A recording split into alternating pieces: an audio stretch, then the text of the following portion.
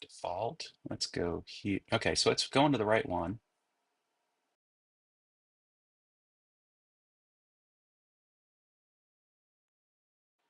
Let's go here. Uh, there we go. Hey, it wasn't picking up my the right mic. I don't know why. Now it's picking up the right mic. We're all set to go. So back to what I was saying. Hey, Kevin. I was kind of waiting for folks to show up just so I could get some feedback on the new branding. Um, and if you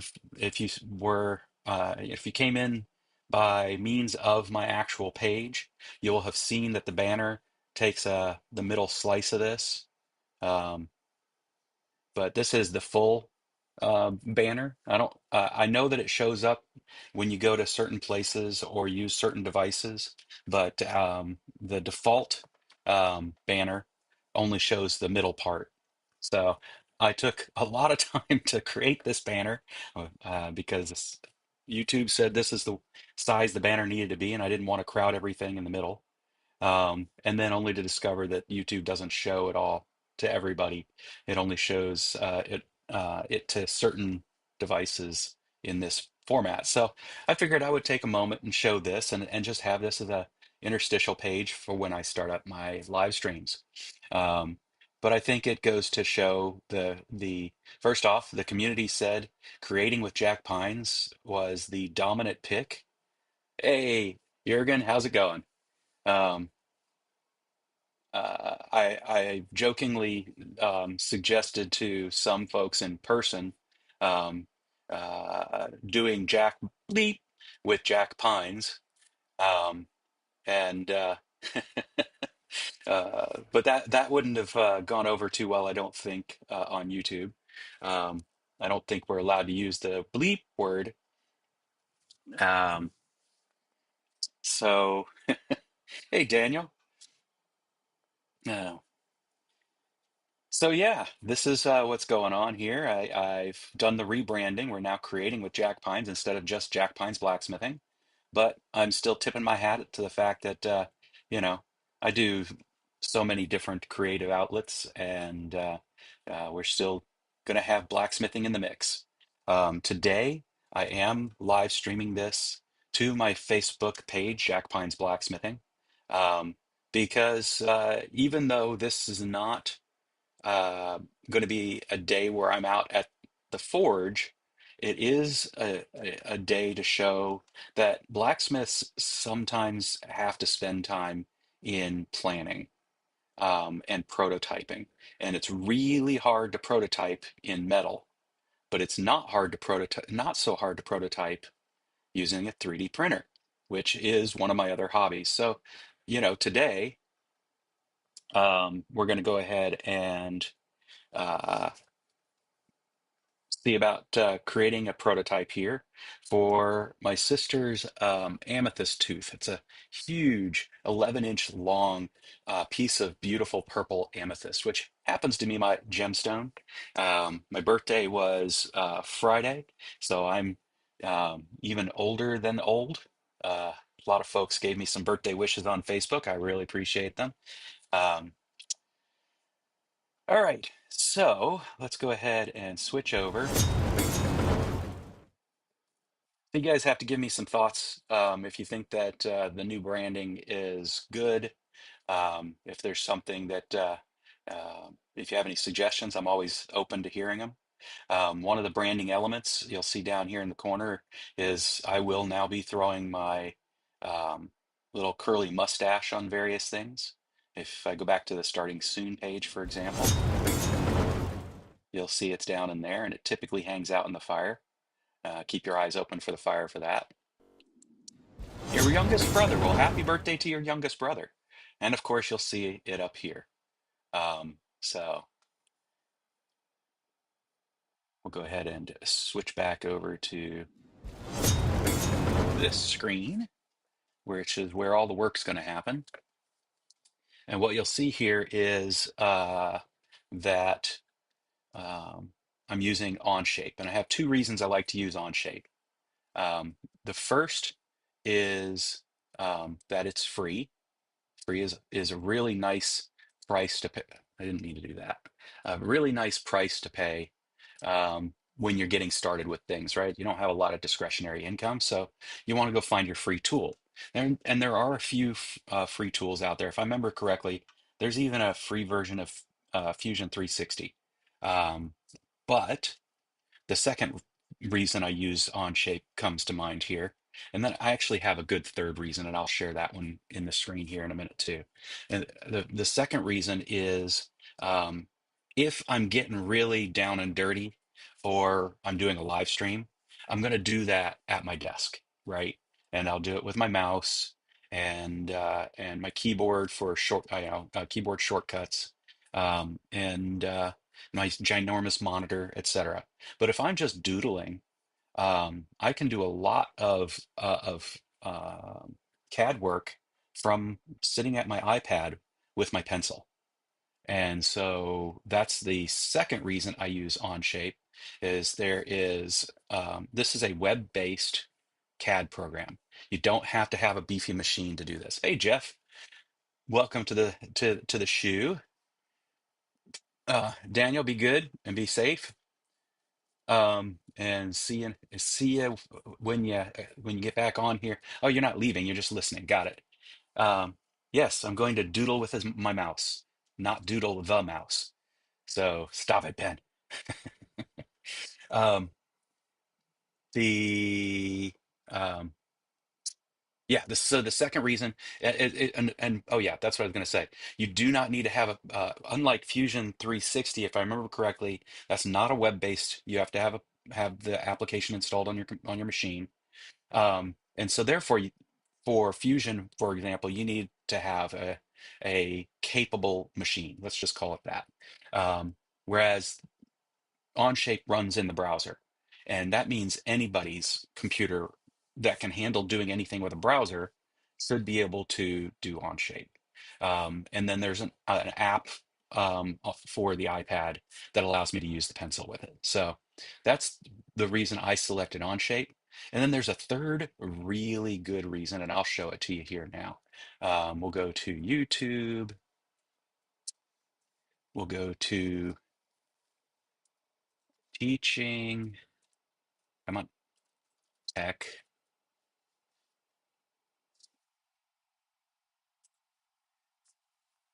And the reason I like going to teaching tech, um, when I don't have that audio coming through, so you only didn't have to hear that. Um, he has a playlist here for learning Onshape. Let's see if I can find it real quick.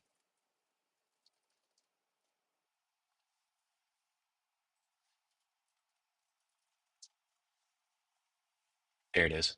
Onshape 3D modeling.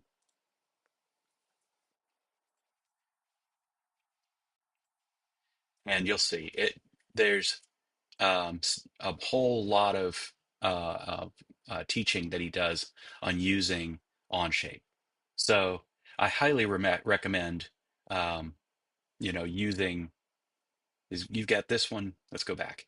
There's 7 reasons. This is called Onshape 3D modeling, but then there's the beginner lesson that's inside of that. So I highly recommend utilizing Onshape and following teaching techs um, uh, tutorials on that. And then if you're there, you might as well subscribe because he's got a great channel for learning everything you might need to know about 3D printing as well.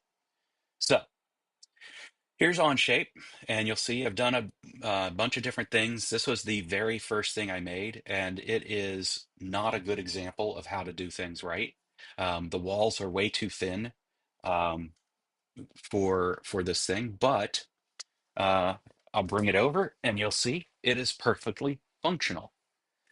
Um,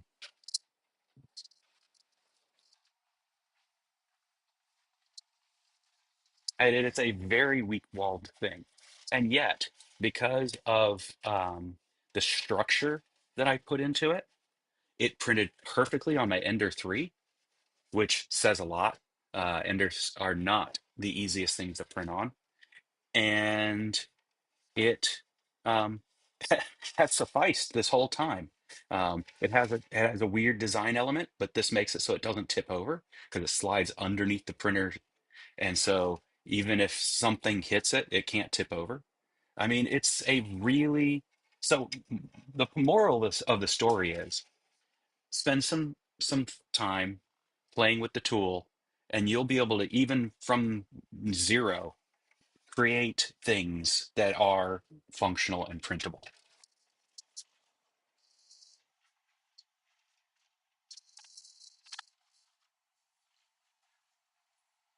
So let's bring you back to this again. Other things I've done here is just for practice, and this is something I highly recommend.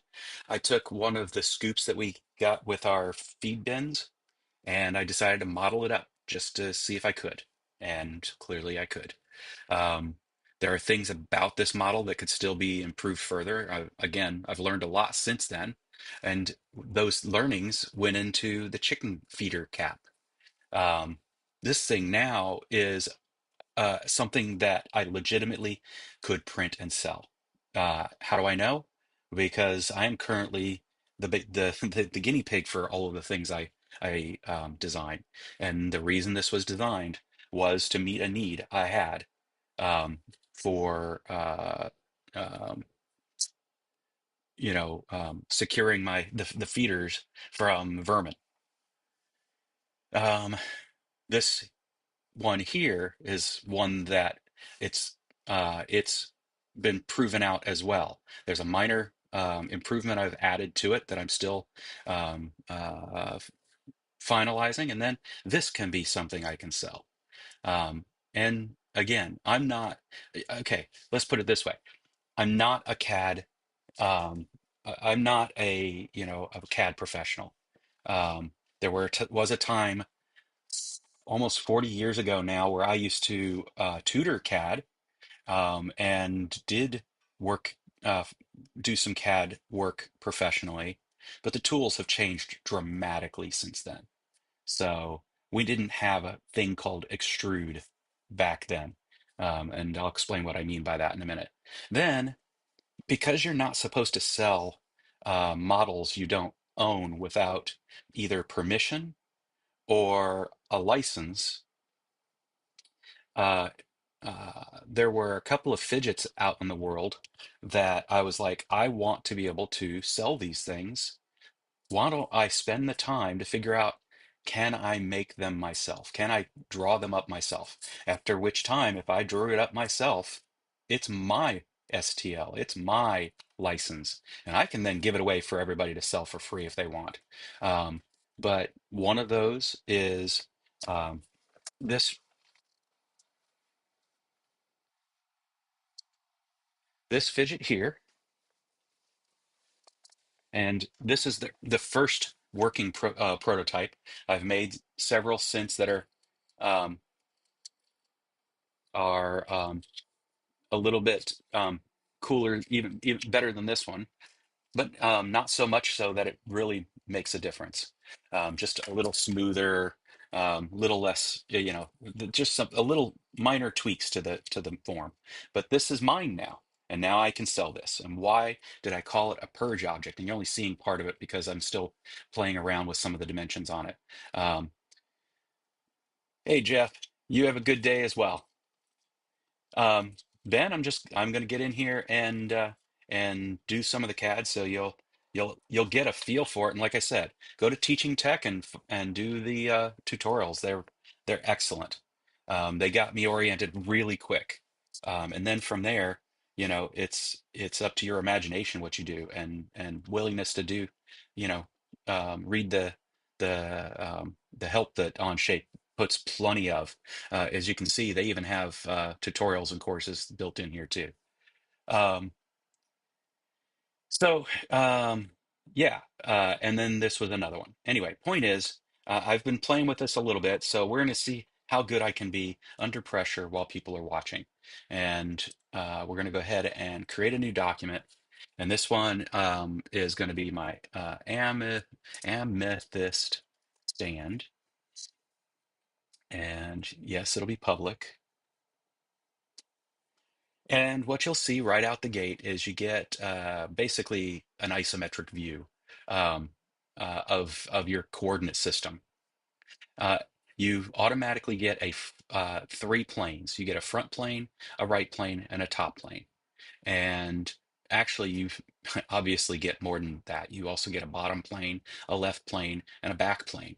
But and I'll show you that right now.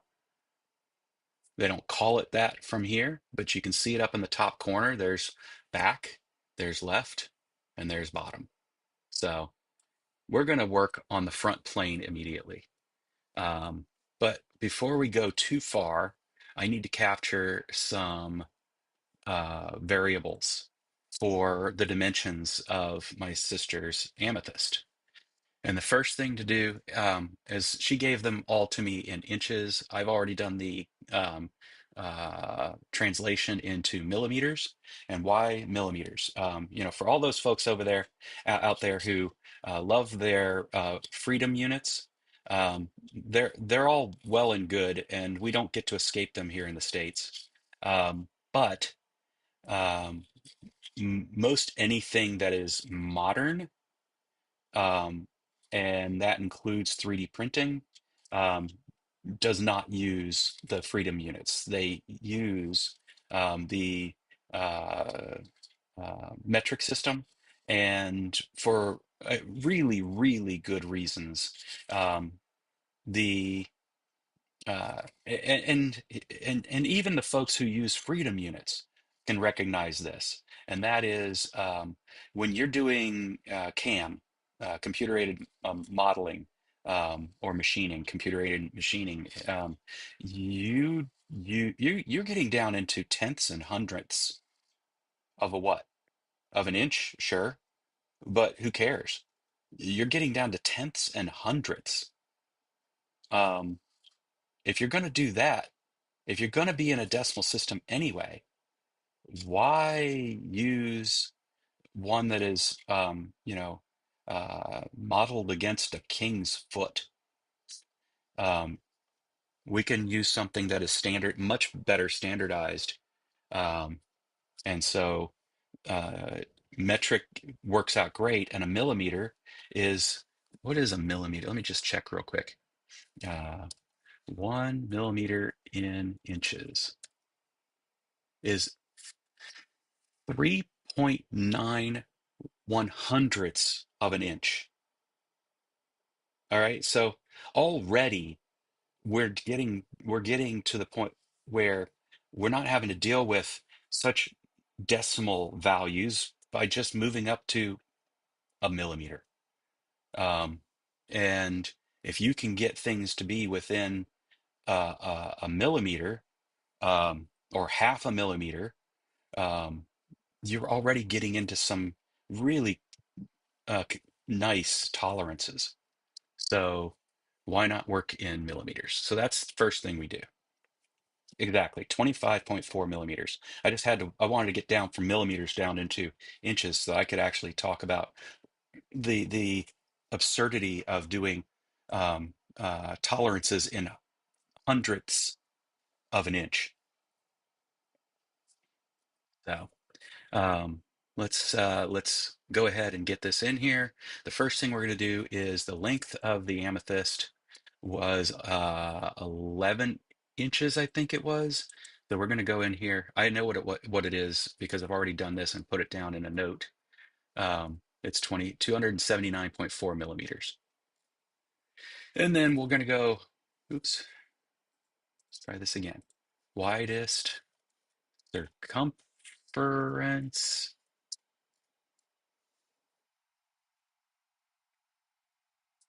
And we're going to make that 266.7 millimeters.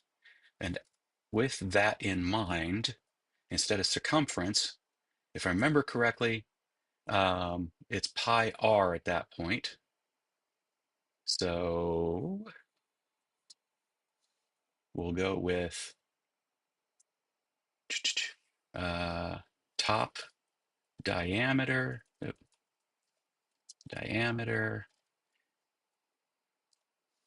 and that becomes widest circumference divided by pi time, and then 2 times that. Anybody out there that sees me making a math mistake, feel free to let me know. Oops, let's do this again. It's already in that format. So what? There we go. So there's the actual top diameter to get that circumference, I believe. Now, bottom circumference is 146.05 millimeters, and that makes bottom diameter. Ah. Hey, Rob, welcome to the show. I'm gonna bring up my branding here. Oh, hello, youngest grandson. Take care, Kevin.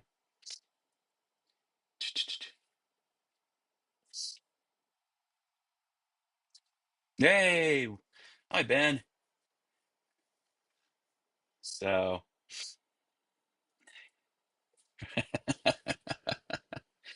I'm pretty sure Pythagoras predates me, Ben. I know my birthday just happened, but that still doesn't make me older than Pythagoras. All right, let's see if I can get this. So it would be 2 times bottom divided by pi. All right. If we're lucky, that'll draw out right, and we'll be able to prove that. And then Vine diameter, which I'll explain what I'm trying to think of here. I've got ideas as to what I want this to be. So I don't think that's a good size. We're going to go with, uh, let's see.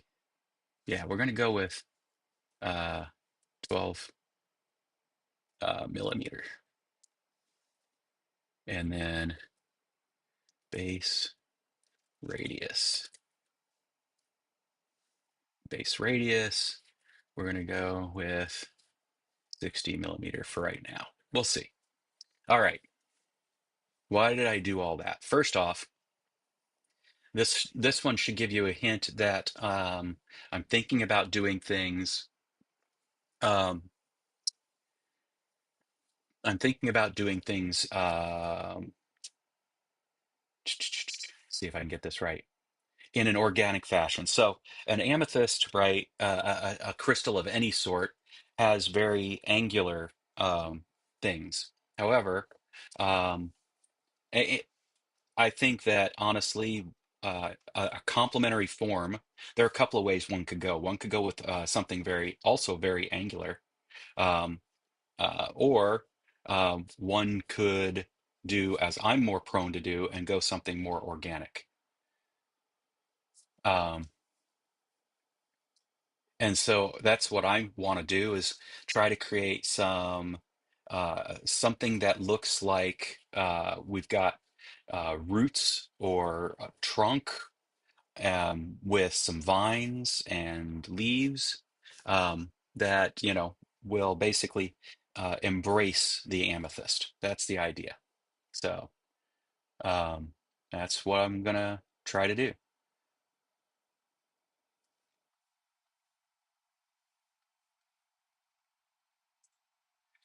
So the first thing we'll do is we're going to do a sketch, and we'll do it on the front plane. Um, Actually, let me think about how to do this. No, we're not going to do the sketch yet. I want to bring in, let me see how I do this. I want to bring in an image of, oh, actually, it is said I'm supposed to do it from here. So I don't see a sketch toolbar. Restore. Get rid of this. There we go. Front plane. There we go. Where do I insert? I bet there's something right there. Insert image. There we go. Now,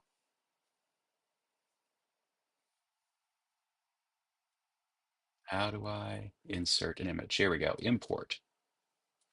And then from there, we'll go to photos. Nobody look at the nudes, okay? There we go. I'm going to import this one, I think would be great.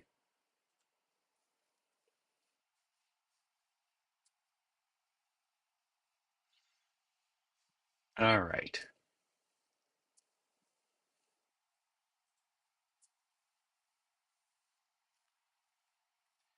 And then we'll draw it in here.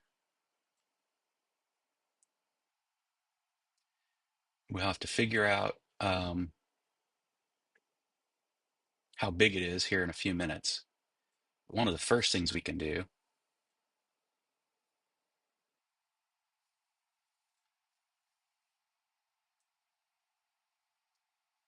let's move it over here just so we can look at it in a minute.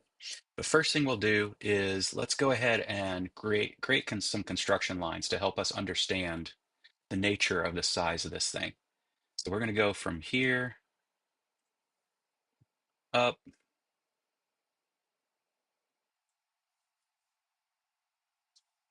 and we're going to dimension it. Oop, we're going to dimension it.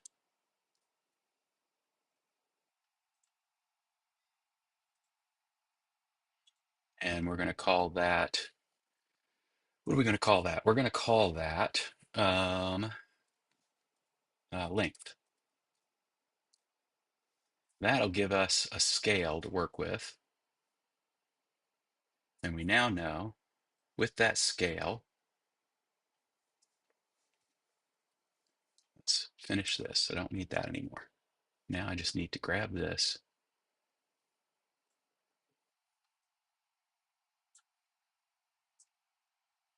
Come on. How do I scale you?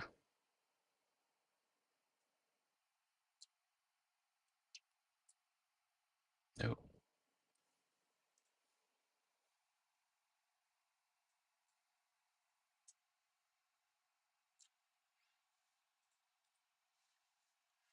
Edit image. Come on. How do I scale you? Do, do, do, do, do, do, do. Do, do, do, do. Switch to image. Nope, not what I wanted to do.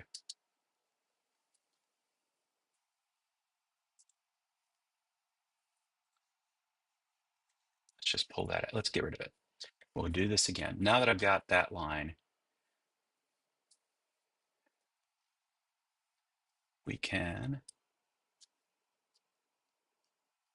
just do that. There we go. Now let's go ahead and try this again. We will insert image. Image.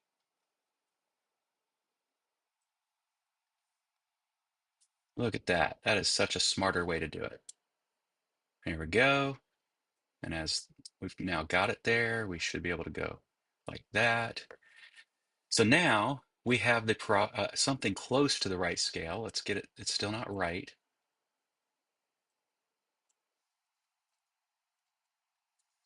Let's try that again because I just realized I scaled it to the image, not to the thing in the image, which is what I need to do.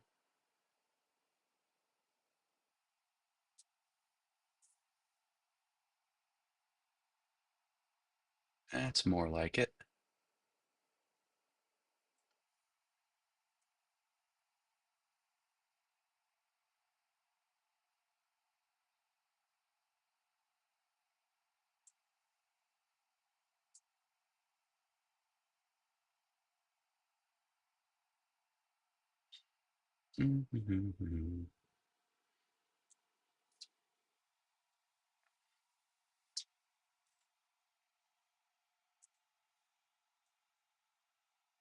Okay, not used to this tool yet. We're going to figure this out. First time I'm trying to actually model based on an image. So the biggest problem I'm having is it's just not something I've done before. That does look about right.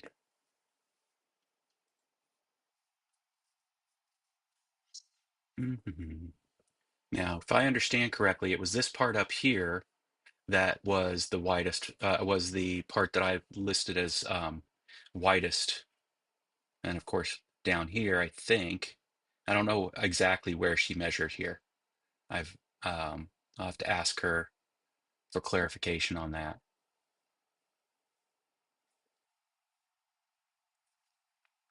Let me see. She sent me some messages.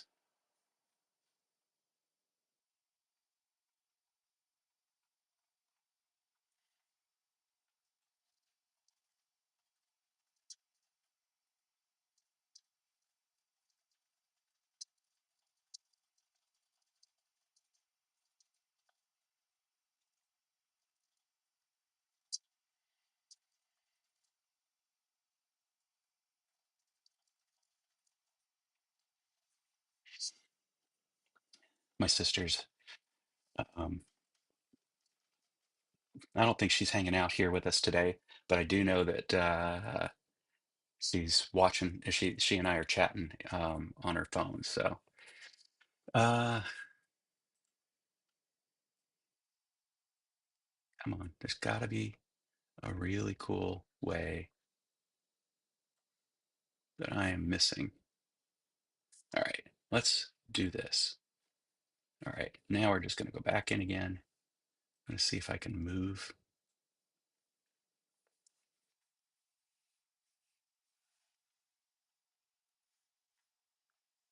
Uh-oh, let's reload. It hung up on me.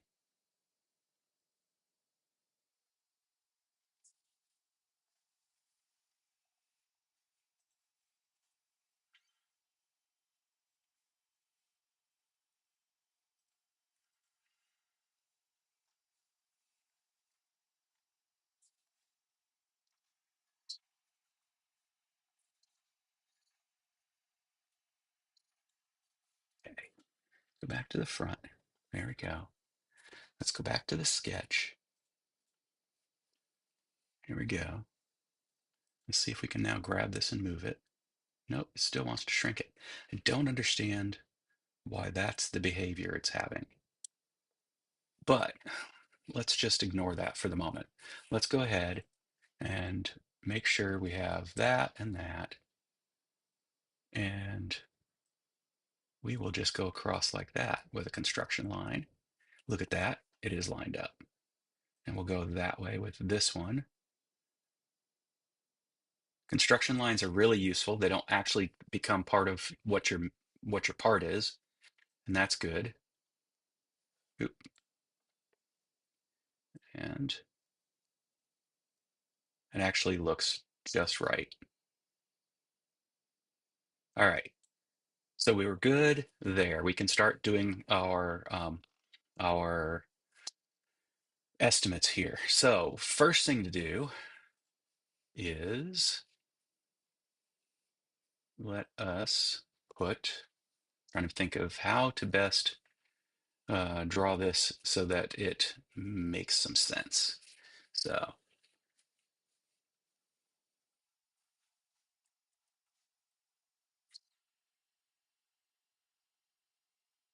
I've got some notes over here on the side that I've taken to help me keep track of the steps involved.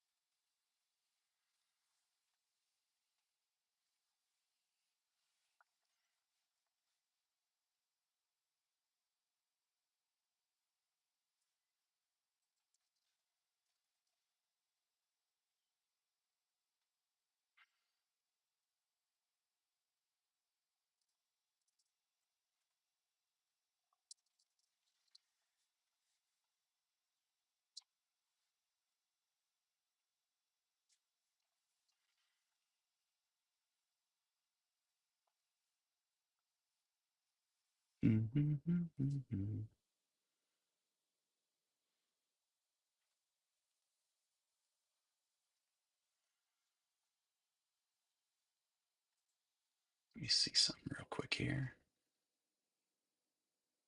Okay.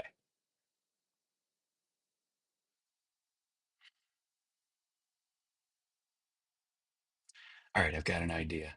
Let's go back to that. Go back to sketch one. And we're going to create another vertical line from, well, let's see if it's vertical, just so I can actually work with it. Before we do that, let's just do this just to see if I'm even close to right about this.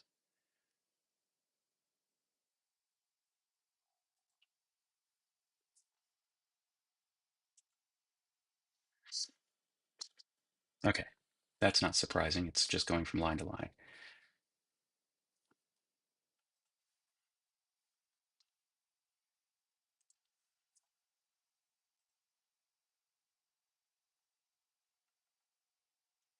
That looks good. That looks good. Okay, so we did well there. All I need to do now is I need to figure out um, I need to figure out a way to create what would be considered a loft, a way to approximate where this lives in space so that I can then build around it. And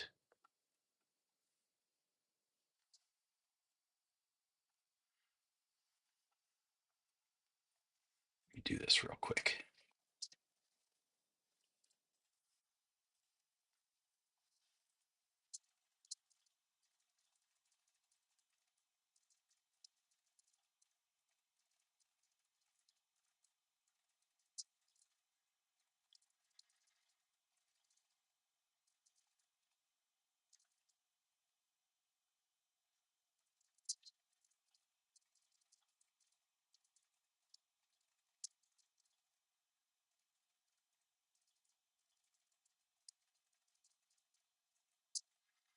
Work with my assistant here to get instructions on how to do this.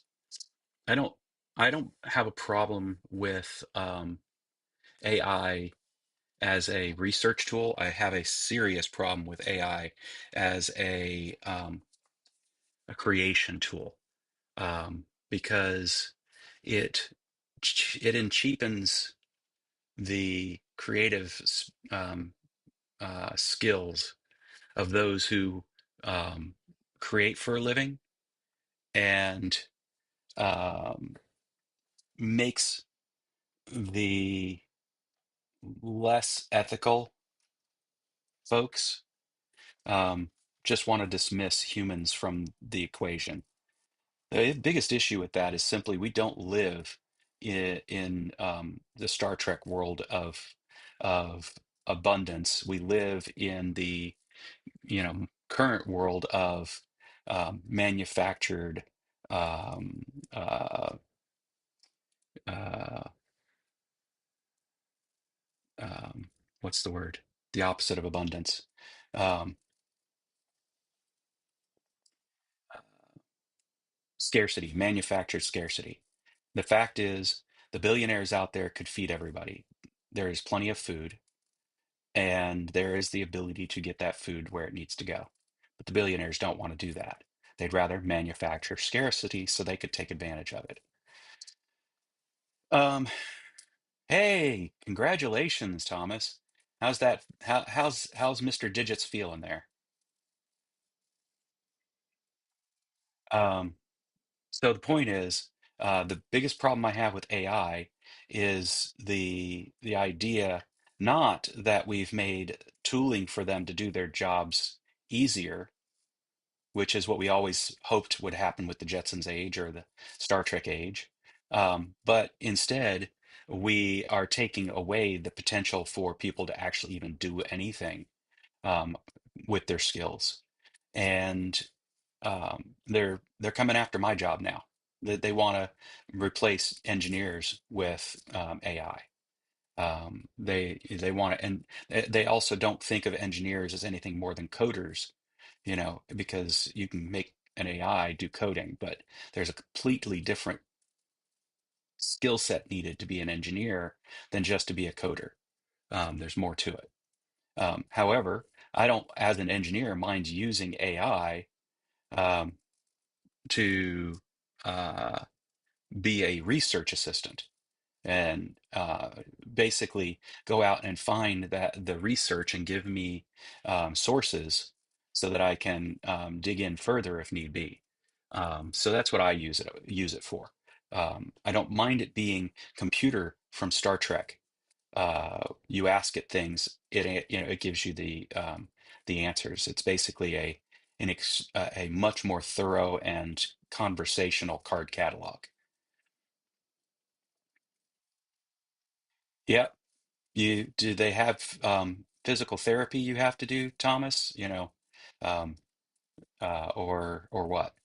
Yeah, AI is a tool, but when AI as a tool is utilized by the less ethical, it becomes a tool, just a plagiarism tool, um, and yeah, it's not cool.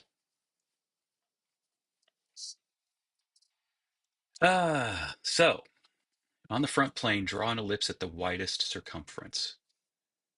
Um, set the so they want me to make an ellipse.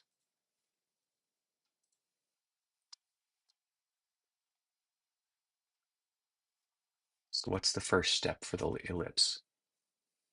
Make sure I understand. Center and then 2 points. Okay, that I can do. We'll go here. Oh, look at that. So I don't like where it put it. So we'll try it again. That was my fault, obviously. Put it there to there. Okay, I've got an ellipse. Beautiful. Let's try it again. Because I didn't realize what it was going to do, which is after it did the width, work on the height, which is absolutely appropriate. And honestly, that height looks just about perfect. We'll go ahead and put it there. Okay, let's try it again.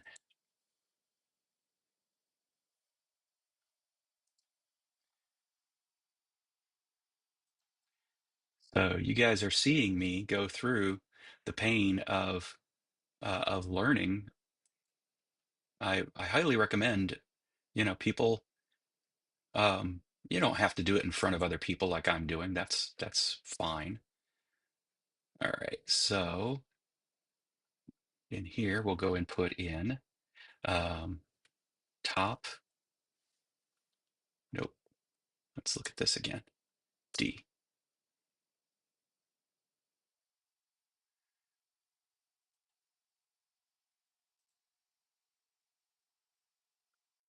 Okay. How about we just dimension this? Nope. How about we dimension this? D. Dimension. There we go.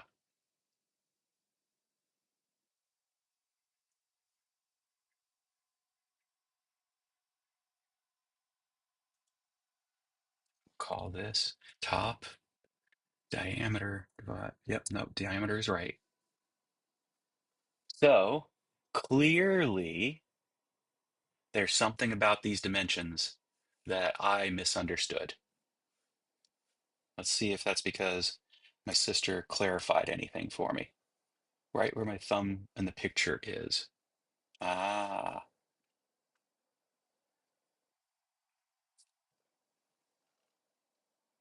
yep, that's what I thought. All right, let's import that picture. Ah, okay. Yes, yes, yes. All right,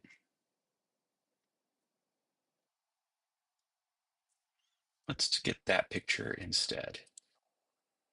Because this doesn't look right, obviously. Let's change this to divided by 2. So let me just do that. Oh, wait a minute. No, it's 2 pi r. It is 2 pi r, right? Let's just find out. Um, circumference formula. Yeah, 2 pi r. So let's go back to the variables because something doesn't seem right, right? Circumference, and it isn't at the tip. She gave me places where her thumb was in the photo. So it's about here. We'll come back to that in a second. Um, but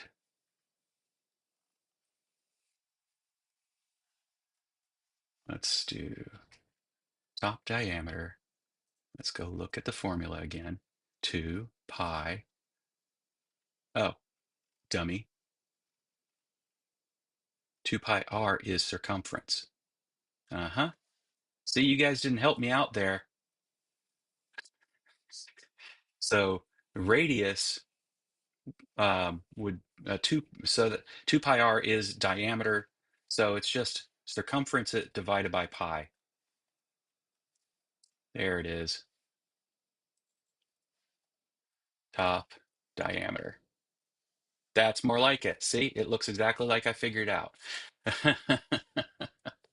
So, so bottom circumference, bottom diameter. There we go. That's more like it. Now, let's go see if we can figure out where that is.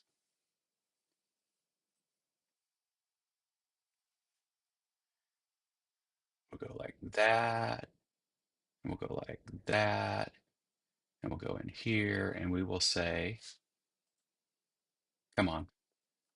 I hate when it does that. All right, so we'll do D like that, and we will call that the bottom diameter. Okay, which goes to show that I don't have it in quite the right place. So let's see if we can move it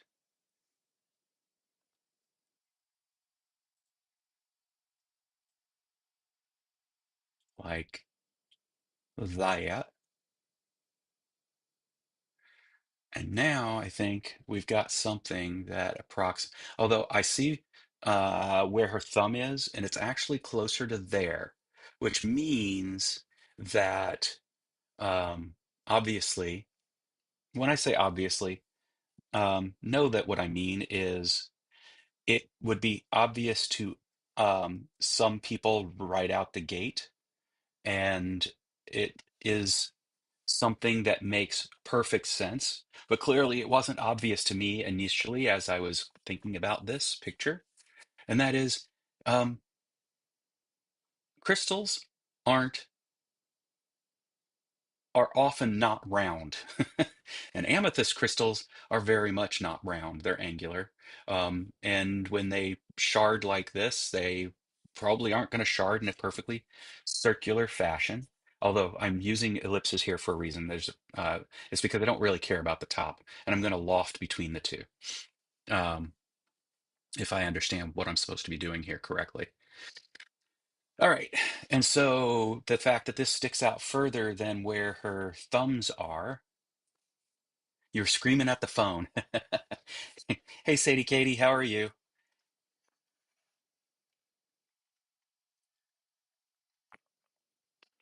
Uh, let's see. Take care, Thomas.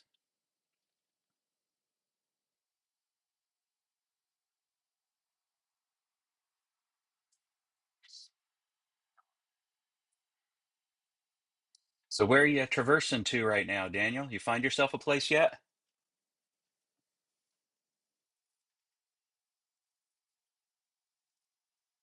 I'm guessing if you're rationing cold cuts, the answer is not quite yet. Um, but yeah, so I'm going to bring in another couple of photos here because I think some of this will make more sense when I do. I need to understand how the photos are brought in. I see now. They come in just as another part of my so we're going to do that. We're going to go import, and we are going to go to photos again, and we're going to find the photos she shared with me that have her thumbs on it. Because she put a thumb there. Let's make sure I got the right ones. Nope, there and there. Got it. There's one, there's one. Open.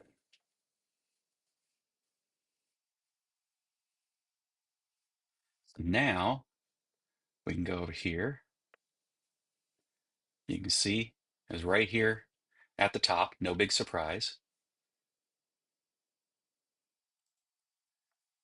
And then here towards that spot, which you can see even here, there are places where it appears to be wider um, than it was there. So no surprise. And then I accidentally pulled in another one. Oh yeah, with her thumb there. God, that's a gorgeous crystal. But most importantly, we now have confirmation. We can see clearly roughly where it was. If we wanted to, we probably could measure that too. As a matter of fact, let's do that. Um, what can I do? I believe what I can do is come back in here and I can get rid of this and I can bring in another sketch. Let's go ahead and just say um, rename. We'll call this sketch uh, uh,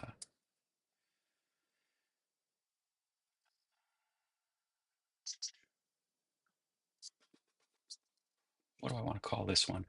Uh, General dimensioning sketch. Then we'll create another sketch and we'll create it on the front plane again. And we will uh,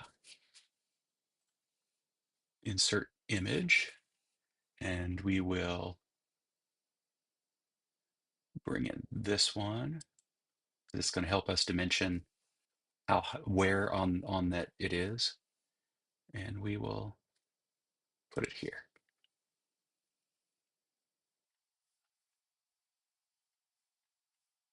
Nope. Let's try that again. I now see how it's going to bring it in.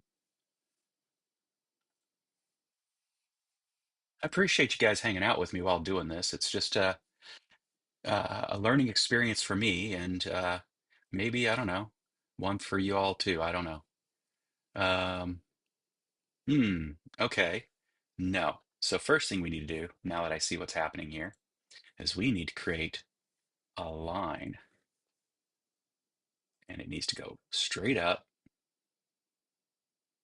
and it needs to be dimensioned at uh, length. Nope. Try that again. Len. We'll get that right. Get back here. We will dimension it and we will put in length. There we go. All right. And because we've now dimensioned it for length, how am I going to do that? It looks like the way it's bringing in the image, well, we'll find out. The image doesn't look like it's coming in the way I expected it to. That's all I'm saying. Do, do, do.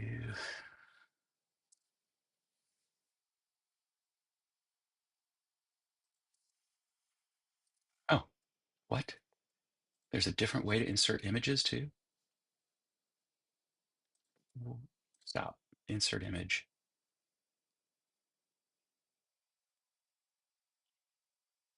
Oh, it's just giving me a tooltip as to why I would do this. Okay, got it. Perfect. Bring this in, go down here.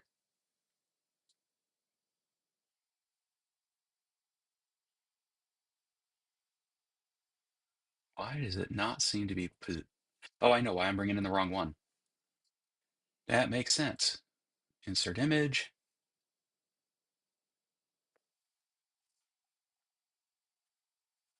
Let's make sure I get the right one. This is 60. Oh, never mind.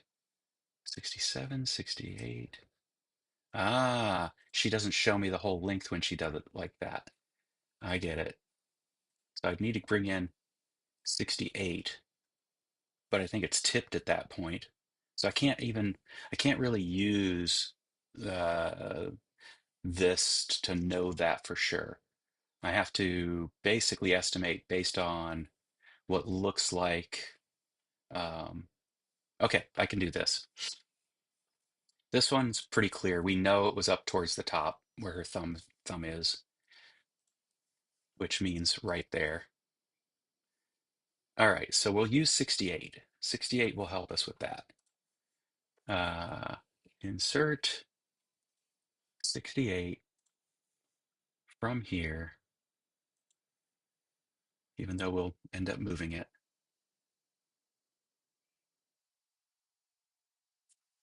No, not from there. Let's do this again. From here. Nope. Insert image 68.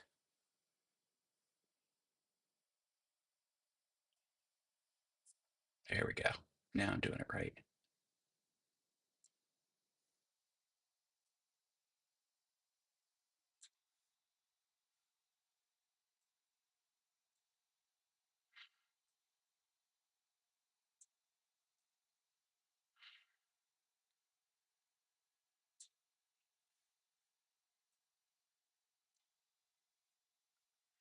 All right. The only reason I'm doing this, because it's probably not obvious, is I plan on utilizing more construction lines to identify um, uh, distances as if this were um, the right size.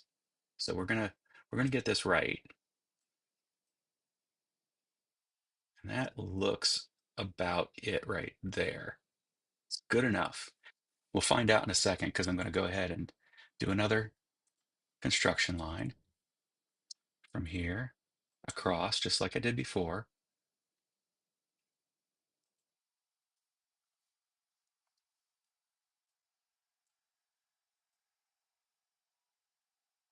There we go.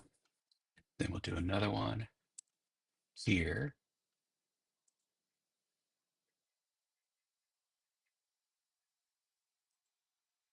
Oops, that should have been a construction line. Nope. What's the shortcut? Q, that's right. There we go, construction line.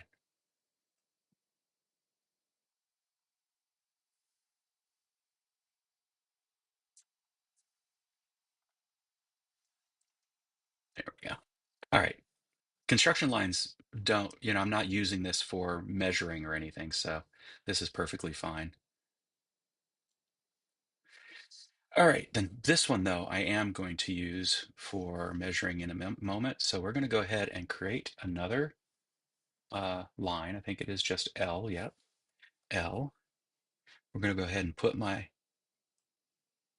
that. And then we know the other one was on this plane here. So we're going to go ahead and go there, across. And now we can dimension things.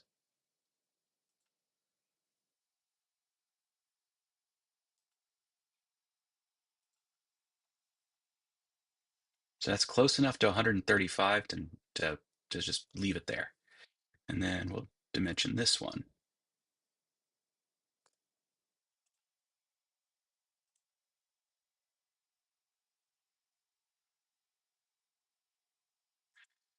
And that's close enough to 80 to not matter any more than that. So we're going to go with from from base to where we need to have that ellipse will be 80.29. So let me just take a note.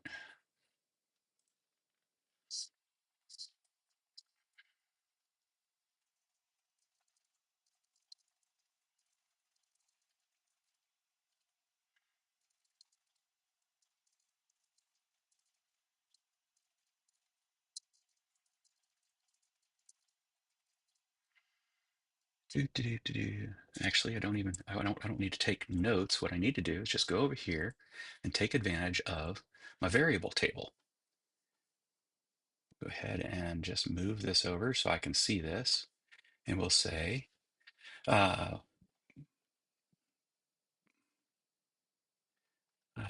height of bottom diameter. And that is 80. And then height of top diameter will be height of bottom diameter plus 135. And it always happens like this. There we go. So there we go. That's the actual dimensions we need to come back into here. So we go back over.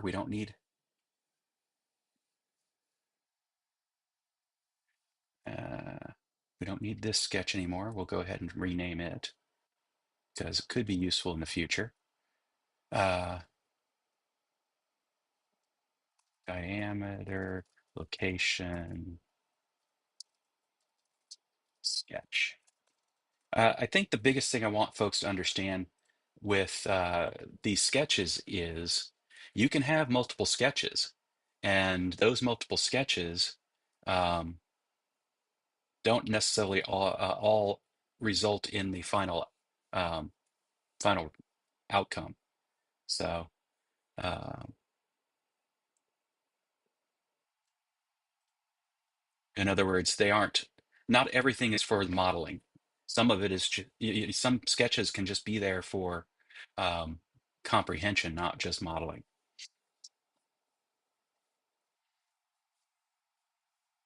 Scrolling.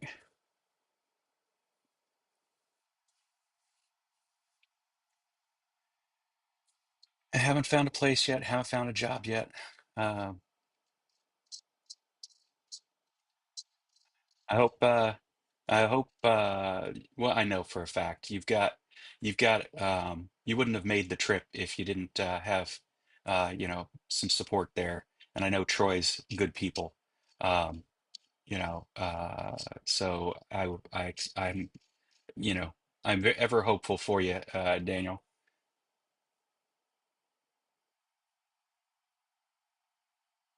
Thumbs for scale. No, she was using the thumbs to point to where she actually took the dimensions. So I get what she was doing.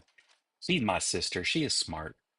All right. So let's go in here and let's go ahead and double click on the on this. Let's go ahead and put a dimension from here to here. And now we know that is height. No, is it height? No. Pull this back open again. What?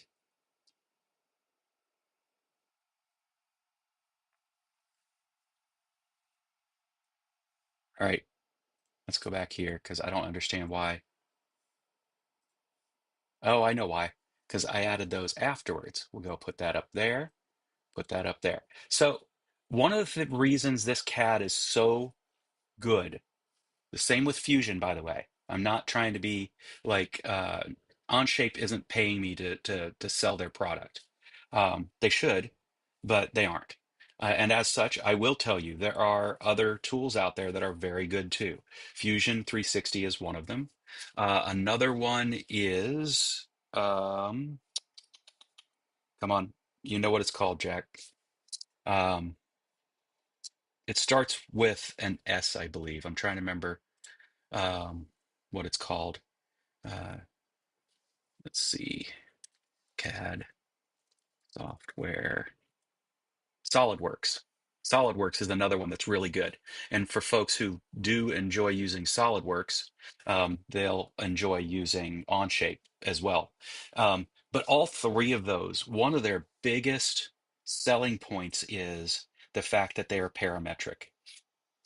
You are not creating meshes with this CAD program.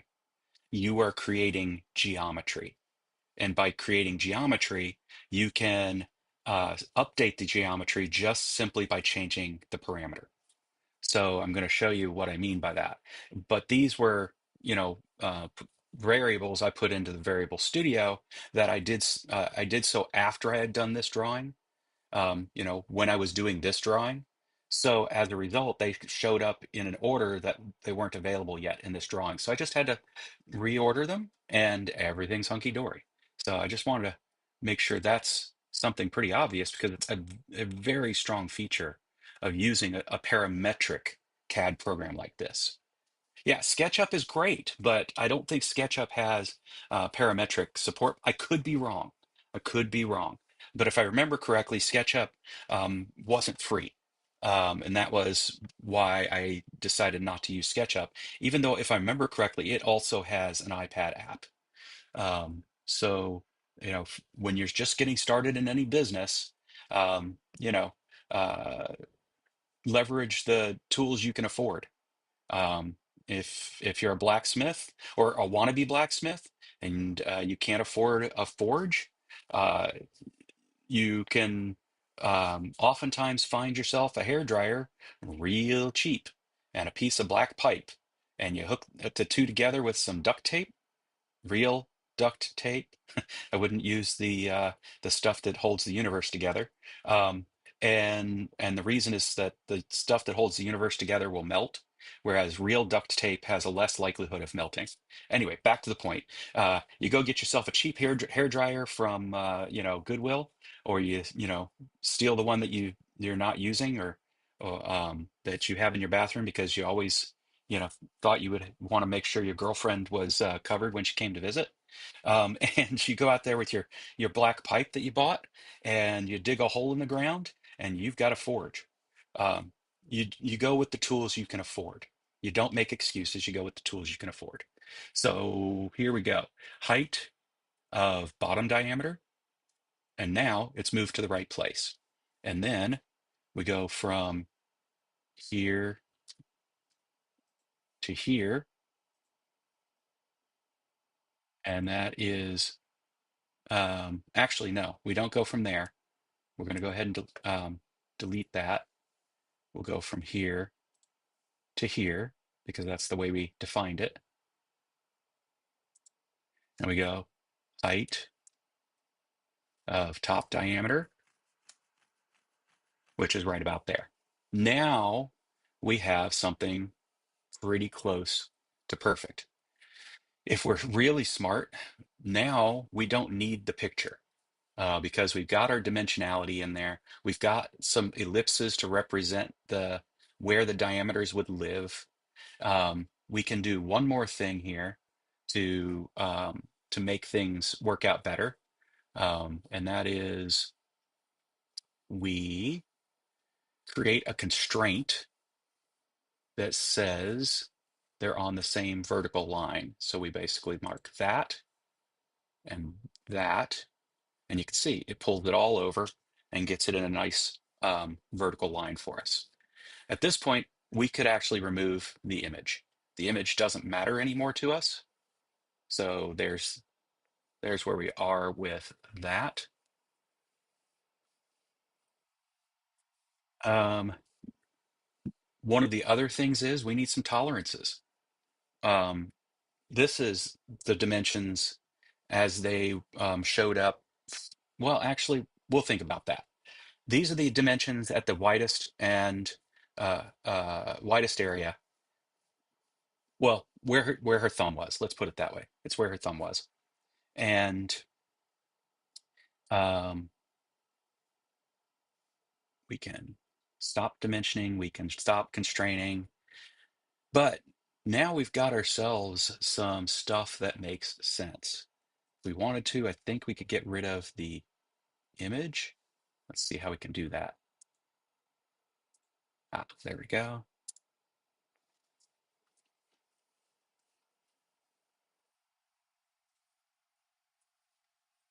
So now we have um, some stuff to work with.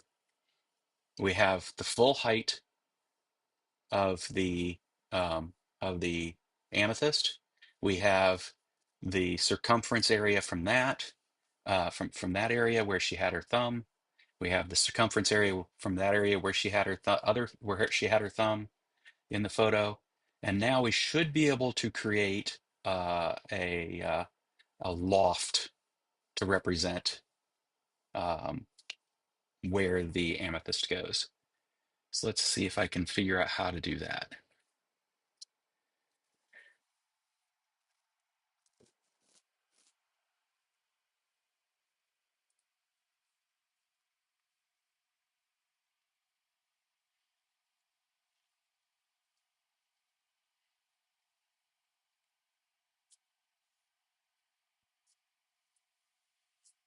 All right, so now what I'm seeing here is that what I really need to do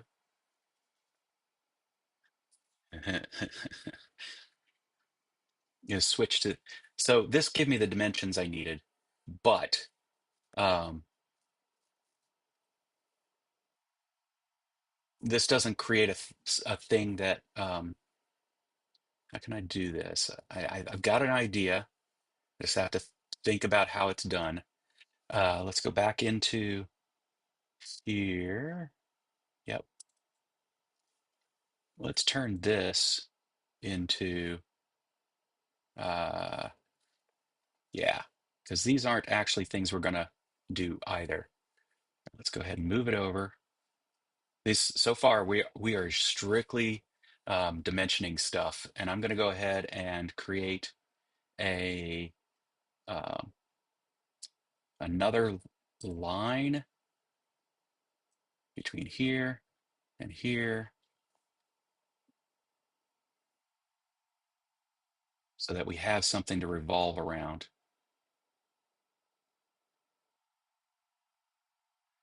Uh, Escape L. Let's do it from here to here. Make sure it's Q.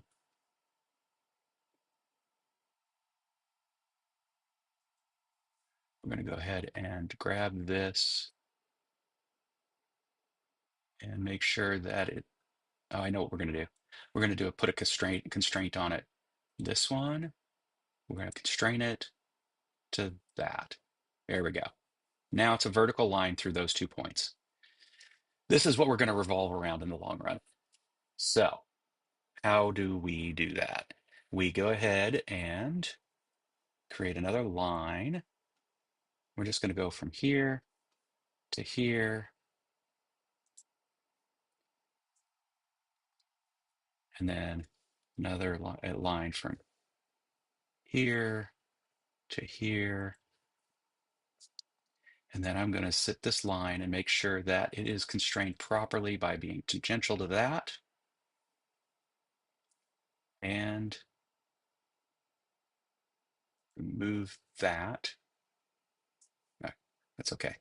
That and that. That and that. That and that.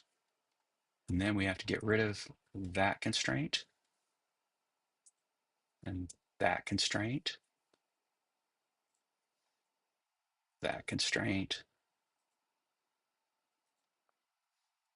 that constraint. Now we're not over constrained. So it was all red for a minute there because we were over constrained. And the reason we were over constrained is originally what I did is basically drew my line from a point that was, you know, basically the horizontal mark from here across on the circle to the same thing over here. But what we really wanted was something that was tangential to that so that it'll, when I, you've, when I revolve it around the center line to create the conical shape, that's where, you know, it'll represent that. So then um, what we will do is just for giggles, maybe.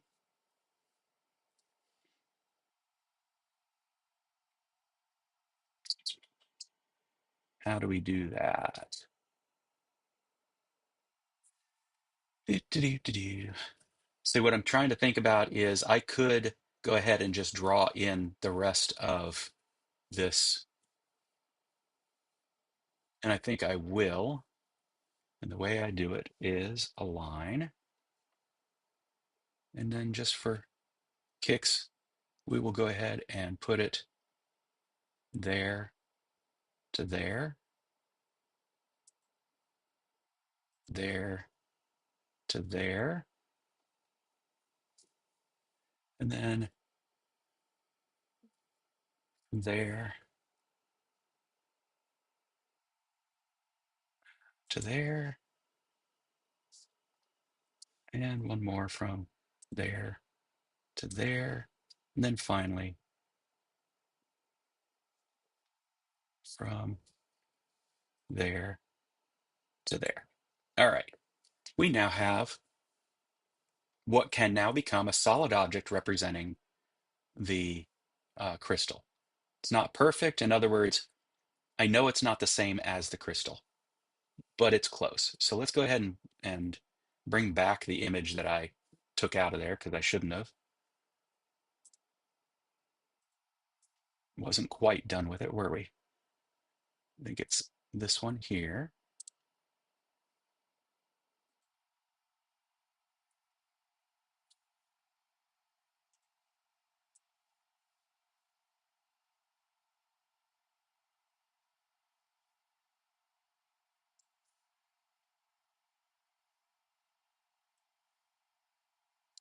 Come on. It's really funny how this thing um, first doesn't want allow me to uh, um, move it, and then doesn't want me to allow me to stretch it.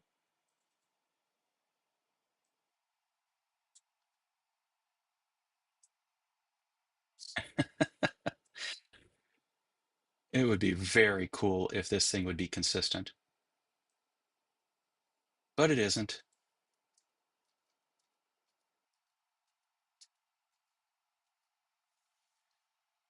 Let's do it like this. Let's do it again, like that.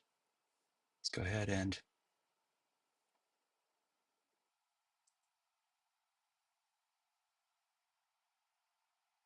let's see how close we got.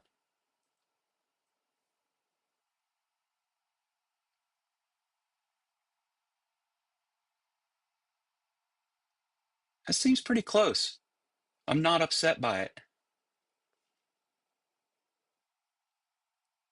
It's close enough to be able to do my modeling.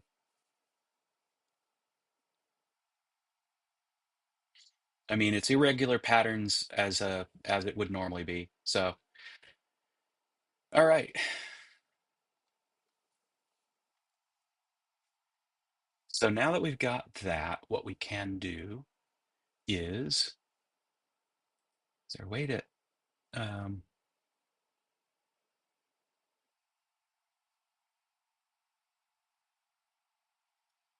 do. I'm just going to remove it. I think that's just the easiest way to deal with it. I don't need it in there. I was able to pull it back in and confirm that its dimensionality looks about right. Um, could it be better? Sure. Let's see. We could take this and move it where? We could actually get rid of, let's get rid of this one and this one. And let's go ahead and draw a line from here to here.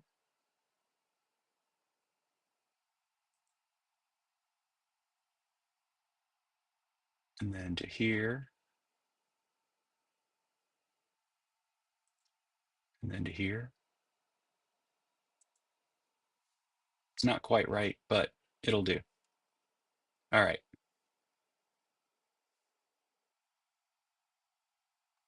And now let's go ahead and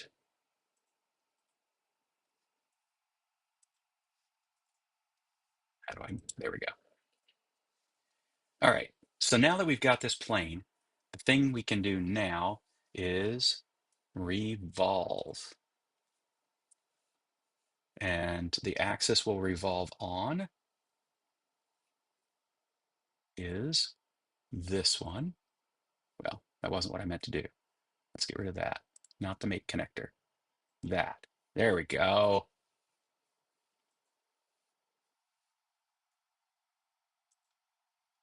And we need to, yep, make it a solid, make it new, hit OK. I didn't like that. So there's something I didn't do right. What did I not do right? Oh, it's got a mate connector again. I don't want a mate connector. I want the line. There we go.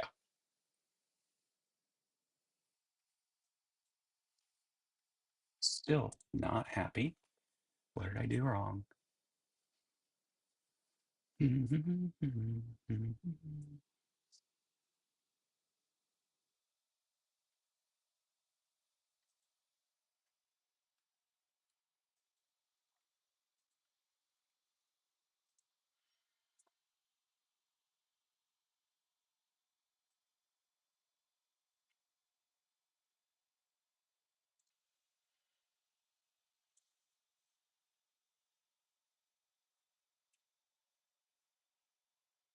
Okay, something want to tell me why? Revolve would create self-intersecting parts. And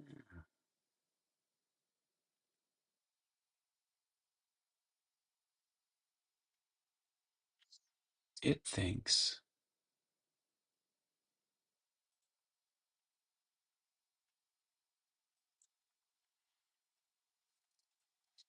let's see what's going on. Because it's a completed object, 180. There we go. If we tip it,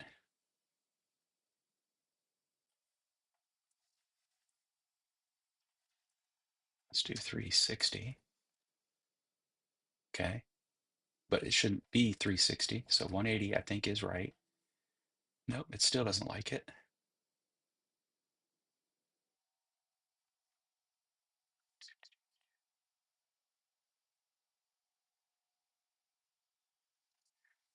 What's wrong with the revolve?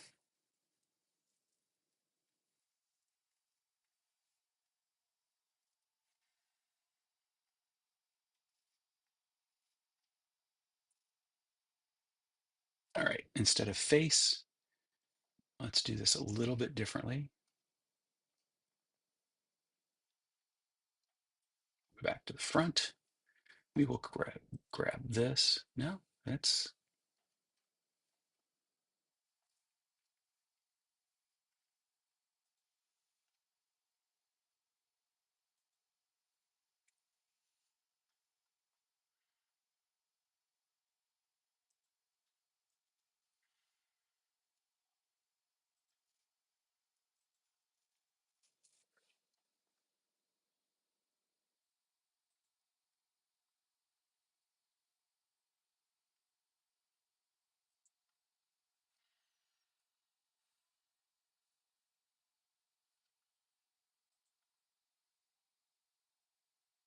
no, Z is right.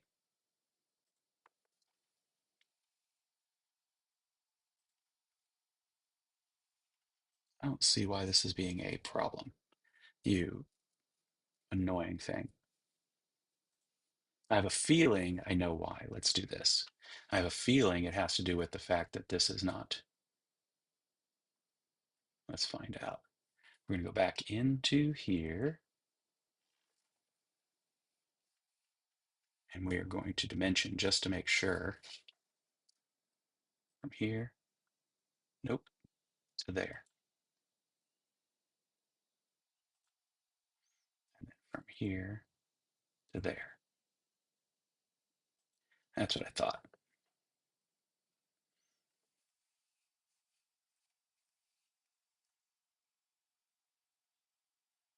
Do, do, do, do, do. Do, do, do, do, do. Okay, so what that means is we need to make them same. We'll go just say 8.5. 8.5. 8.5. Hunky dory. Let's do the same thing down at the bottom, just to make sure.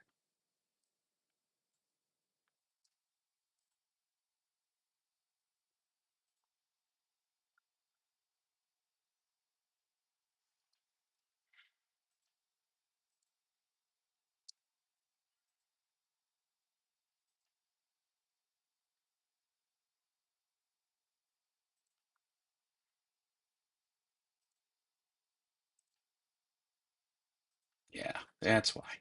All right, so then we make this one, doesn't really matter. 12.5. We'll just 12.5.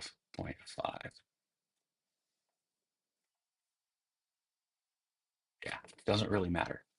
As long as it stays the dimension here that it needs to be. The rest of it will adjust. All right, now let's try to do the revolve. Revolve this. Oops, cancel that. Revolve that around that. Really, still not?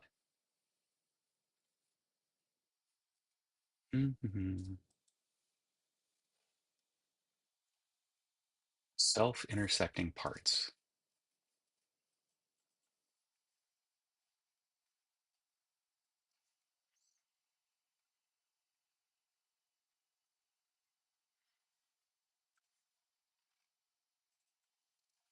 Happy. Okay, so I didn't get any of that wrong. This is still where it needs to be. 84,893. 84,893. Matter of fact, we probably could smooth all that out. We'll just make that 85.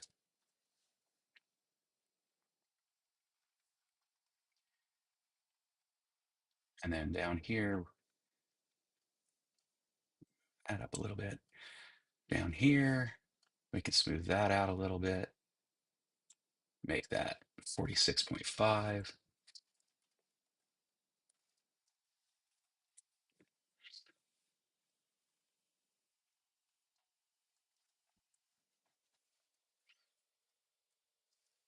I just realized I just changed it based on, yeah. So now they're not linked to the circumference that my sister um, uh, measured, but I'm sure her measurement wasn't like exact. So that should be fine.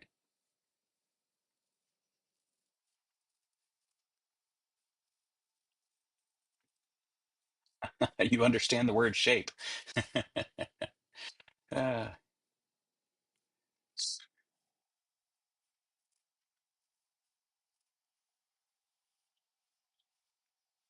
yeah, but even if I did that, Daniel, that would assume that all all of the photos were uh, taken in an orientation that ensures no skew, no skew,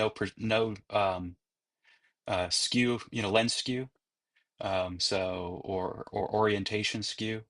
So it's best if um, not rely heavily on the images, just to get just enough to get the gist of it.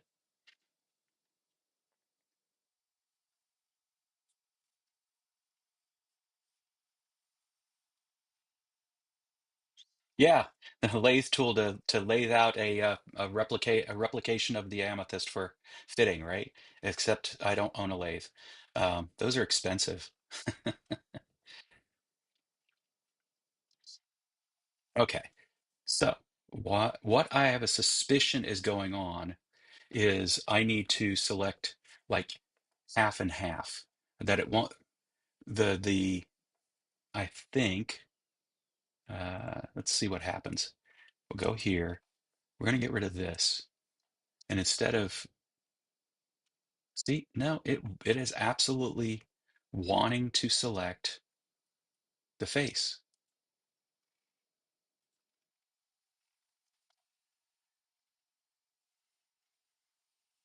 Okay, now that I've actually, let me just do this before we're going to rename it again. We'll call it amethyst.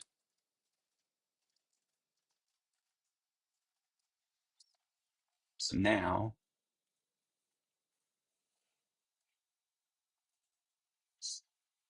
why is it being a bear? Hey, we switched to symmetric and it doesn't get all pissy with me anymore?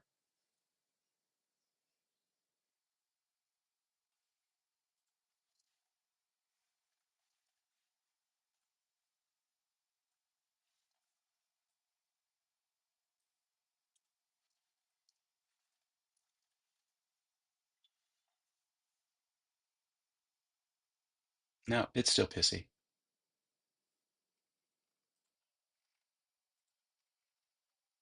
What is it not liking?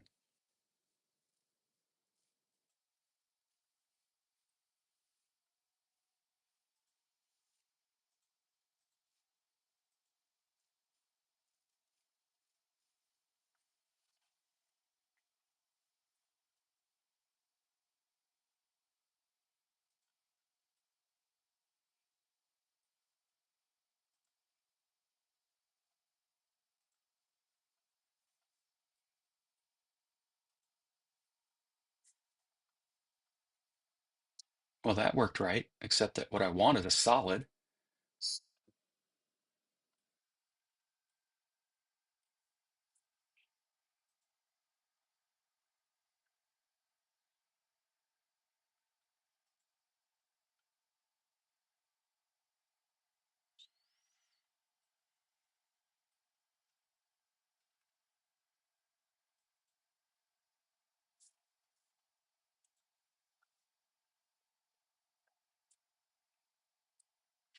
Just for fun, I want to see what happens when I do this. Yeah, that's what I thought. So it will work if I can actually get the stupid thing recognizing my what I'm going for. I think the real issue is I need to cut this in half.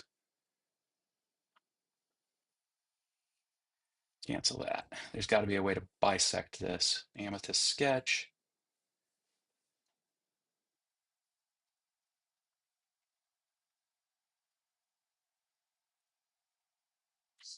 Mhm. Yeah, there. This will work. I'm pretty sure I know what I have to do at this point.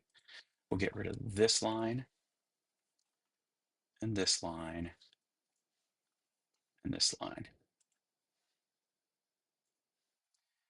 And then we will get rid of this and this.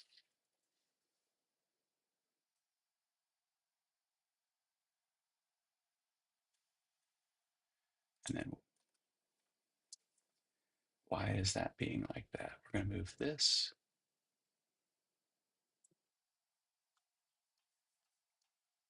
We're going to move this.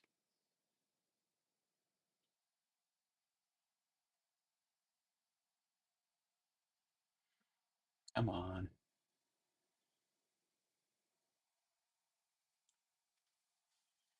And I'm going to grab this. Okay, let's go back to the front.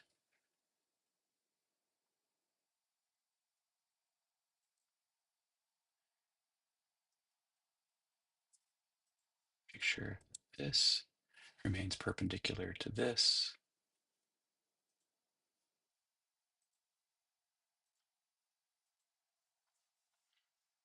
And then this remains perpendicular to this. And then everything else here should just be right. All right. That's what I get for trying to over engineer.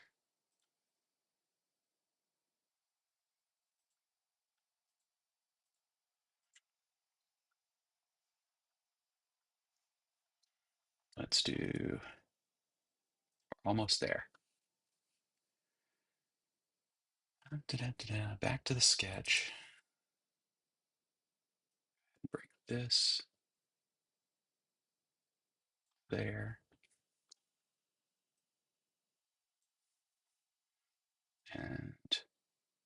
this to there. All of it can now go here and then turn this line into construction line. Look at that. Now go back to the revolve, and the face we're interested in is that one, and lo and behold, there it is. All right, we now have our approximate amethyst.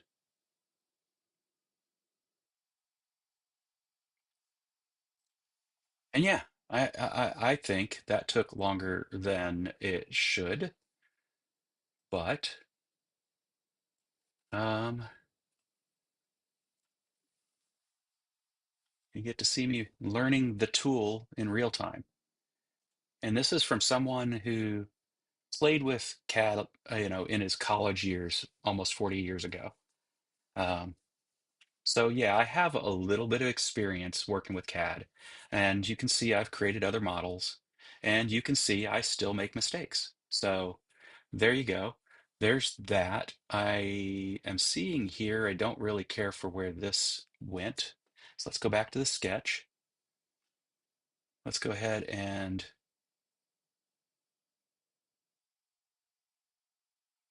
figure out why this isn't there anymore.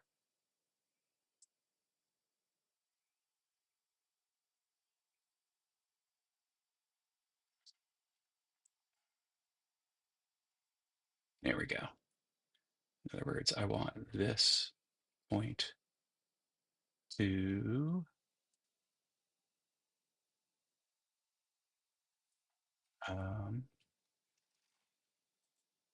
want this point to be tangential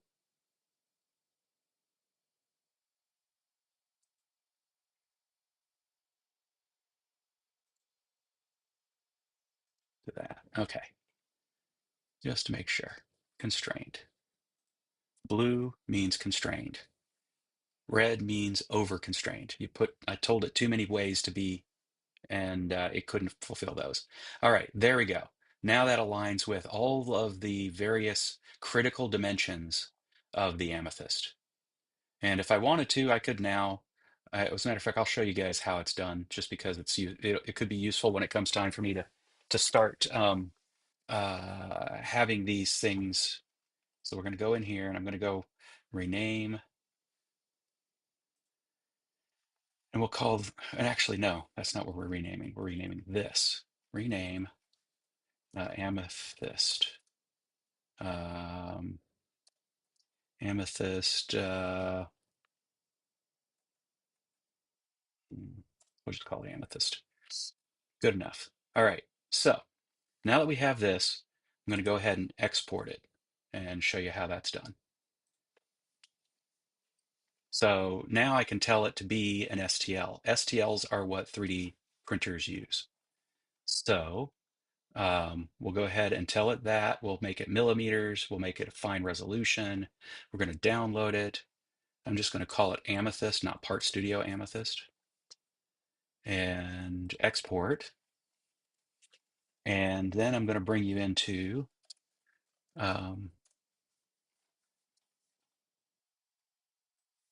let's do File, New Window. There we go.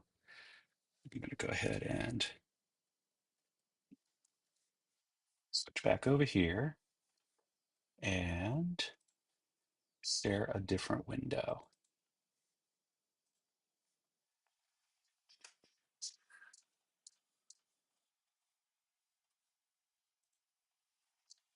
There we go. So Bamboo Studio, we're going to go ahead and set up as if we're going to print this. And I very well may print this. And I have to go turn the printer on. I don't remember turning it off. I didn't. It just went into such deep sleep mode. It doesn't know what it's doing. I'll go ahead and pull off the uh, plate that I use for pretty stuff and instead put on the plate I use for prototyping and such. If you guys are interested in understanding the difference between I'm happy to show you, but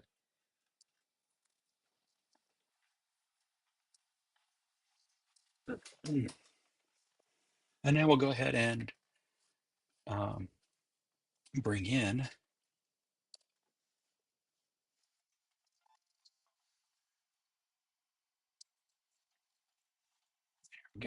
go to downloads. We'll bring in that STL.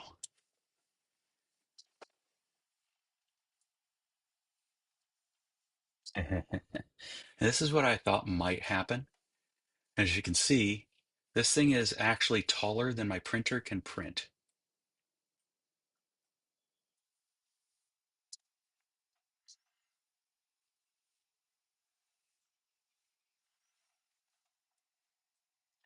And there might not be anything I can do about that.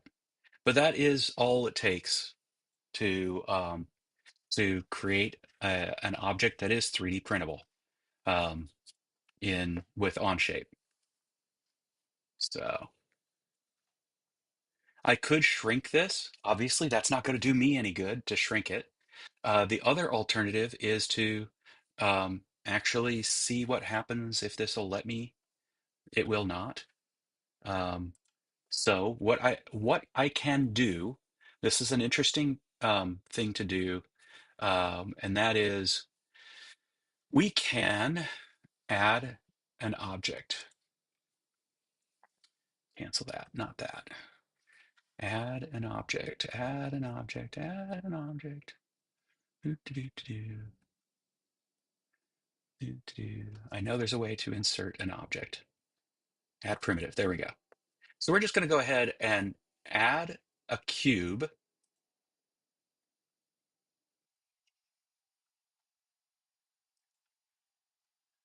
Where'd it go?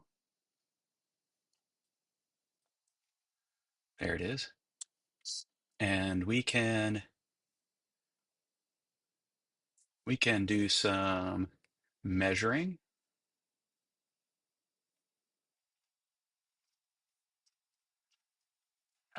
Well, we can't really, but what we can do is grab this, translate it vertically, this way. There we go. Translate it vertically. It doesn't like it. I need to probably disable the ability for it to move off of the. See, that's where it would need to go, right there. And then I could actually use it to subtract off the top of that cone. So I'm going to have to come up with a way to do that. Um,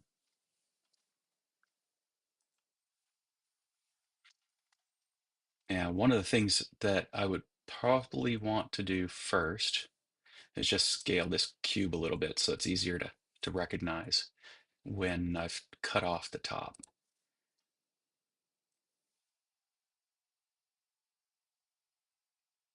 We could take it right there. So first thing to do, let's move this way. There we go.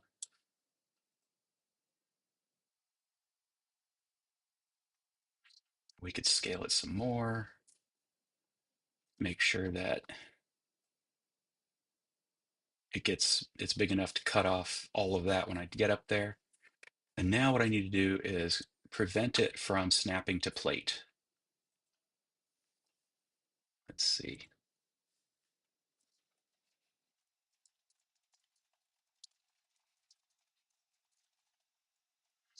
Two.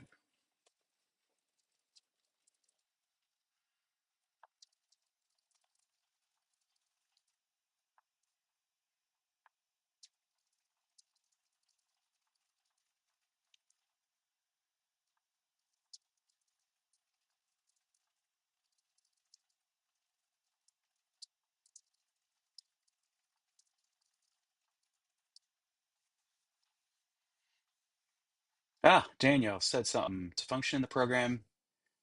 Wait, can the resolve tool do ellipses and not just circles? It's possibly possible, but I wasn't planning on using the ellipses for that purpose because there's no point in the ellipse other than it helped me, create an approximate area where the width and the height of that width area exists, and therefore I could then create the lines. But the the biggest problem I was having there is I was trying to revolve around a face representing the full um, diagram instead of the half that actually will revolve around the thing. So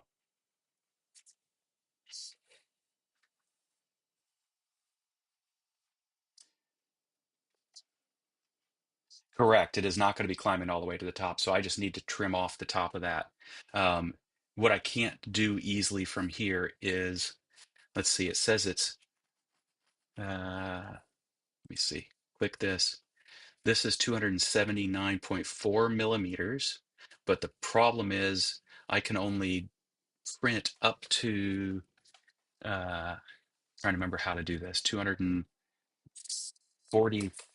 millimeters. Let's see. I think my print area is 245 cubed. Obviously, the cube part doesn't matter too much, but yeah, so I need to cut off basically, you know, 40 millimeters from the top, and that's fine. Base object, import your into the plate. Right click, add part load. Choose the primitive. Position the primitive. When the primitive is now supposed to be, oh, okay. Let's do this. Delete, put this, uh, add negative part. That's what we want. And we could do cylinder, we could do cone, but guess what? A cube is perfectly fine. And so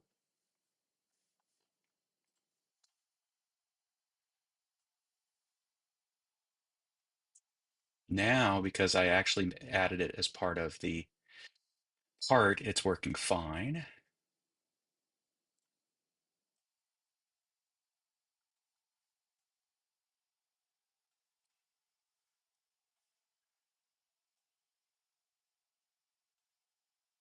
And then, and we're going to move this a couple of times, but there's that, there's this. Let's scale it.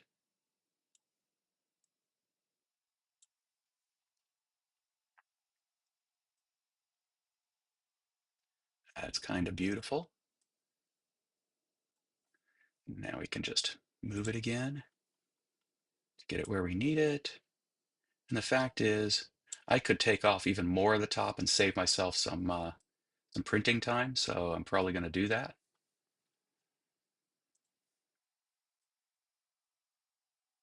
Because really what matters is that part fits properly and that the bottom part slips in properly.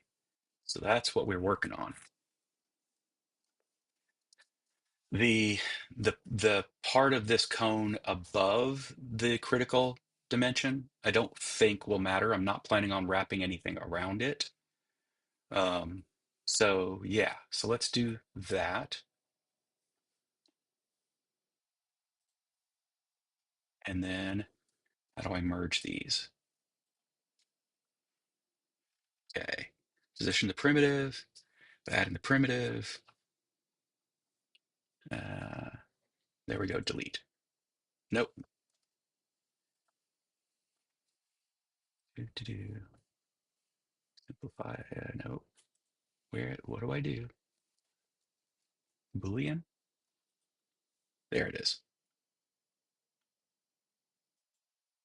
There we go. That's all it takes.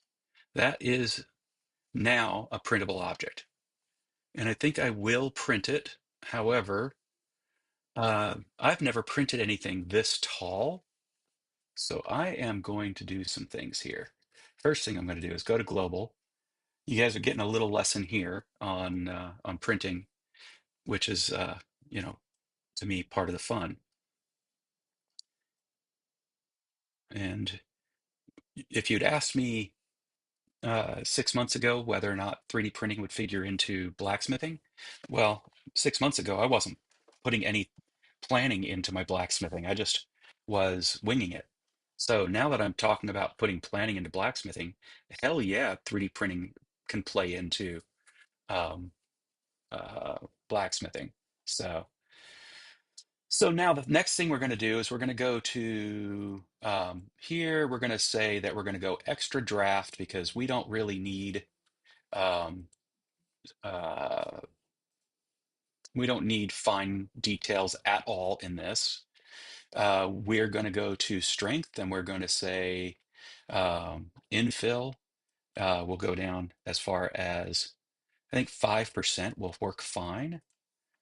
We will make this, let's do gyroid. I'll explain that in a minute. Um, and then we will go to, let's go here, resync. There's that. We're going to use, we're going to go ahead and set this to use white filament because it's cheap, although black is pretty cheap too. Uh, Let's go with black.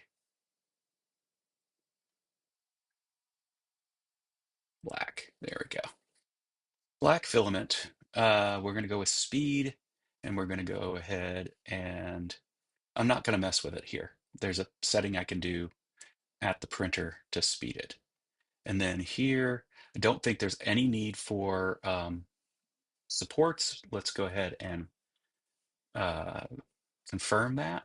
Correct. No need for supports, but I do think I want to have a raft. Let's go ahead and slice it again. Make sure, yeah, see there's what you're seeing down here is a raft. It helps for stability because this thing being so tall, which I've got another bit of content that I'll be creating here soon because the printer I have is an A1. Yeah, I'm thinking the same thing, that it will be more stable if I flip it upside down. Um, but this overhang could get trickier when it's upside down. So let's flip it to, there we go. Auto orient puts it that way. Let's go ahead and go check supports again to make sure that it doesn't think supports are needed here, but I don't think it will. And then we can turn it off. Yep, we can turn that off. And then I don't need a brim. That's nice.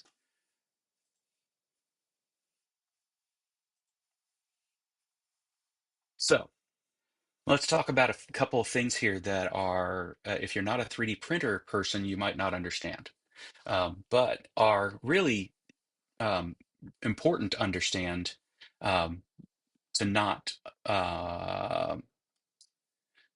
to set your expectations appropriately. Um, so, first thing to note is this white line coming down here. What is that? It's referred to as the seam. Now, most of us are extremely familiar, whether we recognize it or not, with the most typical um, uh, plastic um, manufacturing method, which is injection molding. And in injection molding, you have flashing, all right? And that's anticipated and expected, and nobody gets all bent out of shape about flashing.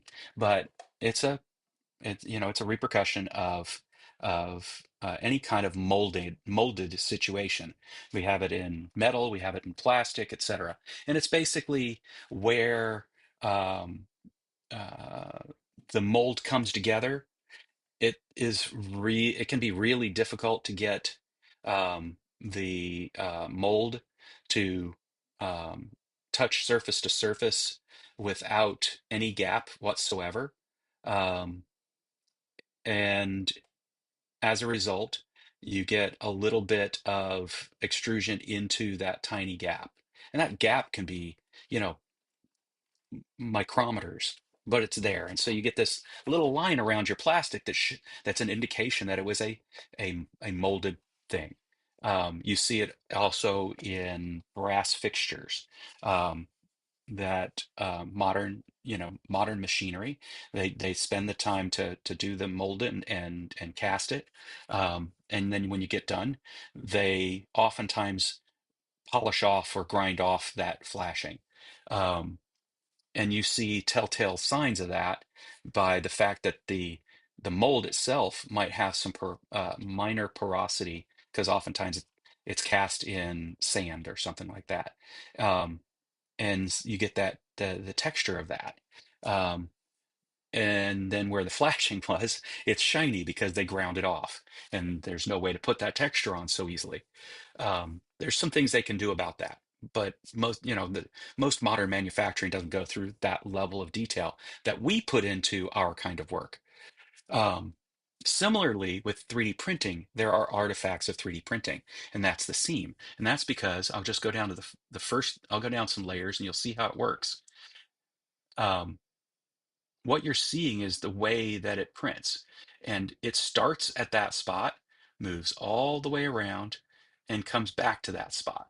And as a result, a seam forms there. And then it goes and does the infill. Now, another thing that a lot of people don't know about 3D printing is the things that are 3D printed can be 3D printed solid. And then it's like you have an extruded product. However, a the reason they're solid in extruded products isn't because, oh, we need that strength. It's because there's no way to be effective in extrusion and not have a solid product. On the other hand, 3D printing doesn't need the product to be solid. Oftentimes, even the most functional prints don't need to be solid. And in this case, what you're seeing is the way it's being filled in to give it the structural uh, that the structure it needs to print, and not much more. And you can see I basically turned down that infill so much as to have, big gaps between the infills.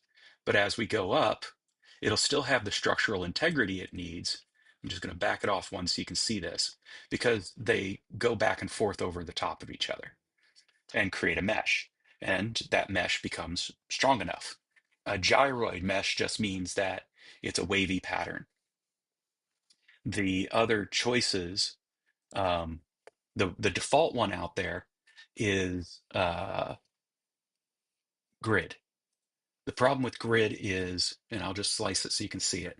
And we're running a little long here, I realize that. But the problem with grid is every one of these intersection points lays over the top of the last intersection point.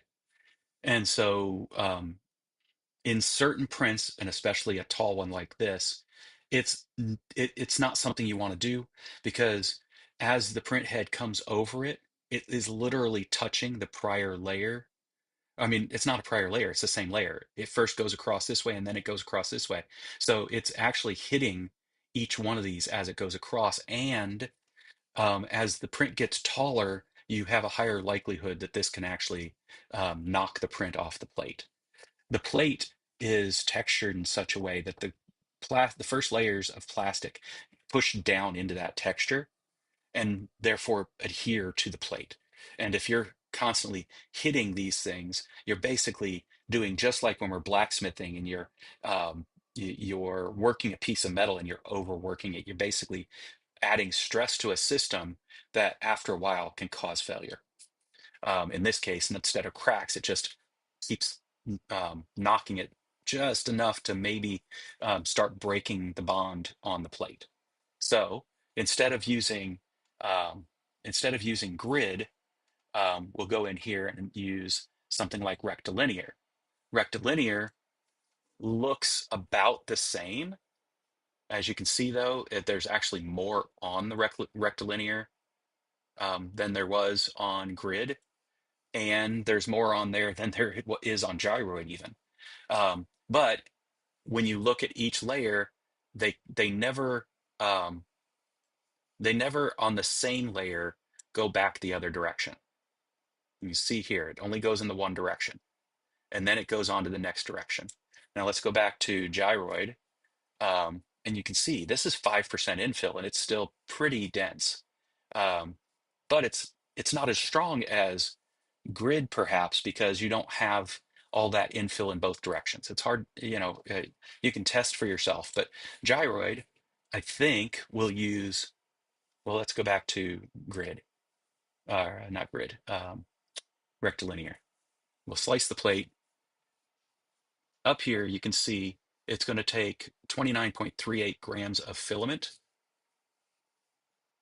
If we switch it to gyroid, not there, there. 29.38 with slice, 29.41. So it actually is smarter for me to go with rectilinear. It doesn't have to move as the heads back and forth as much.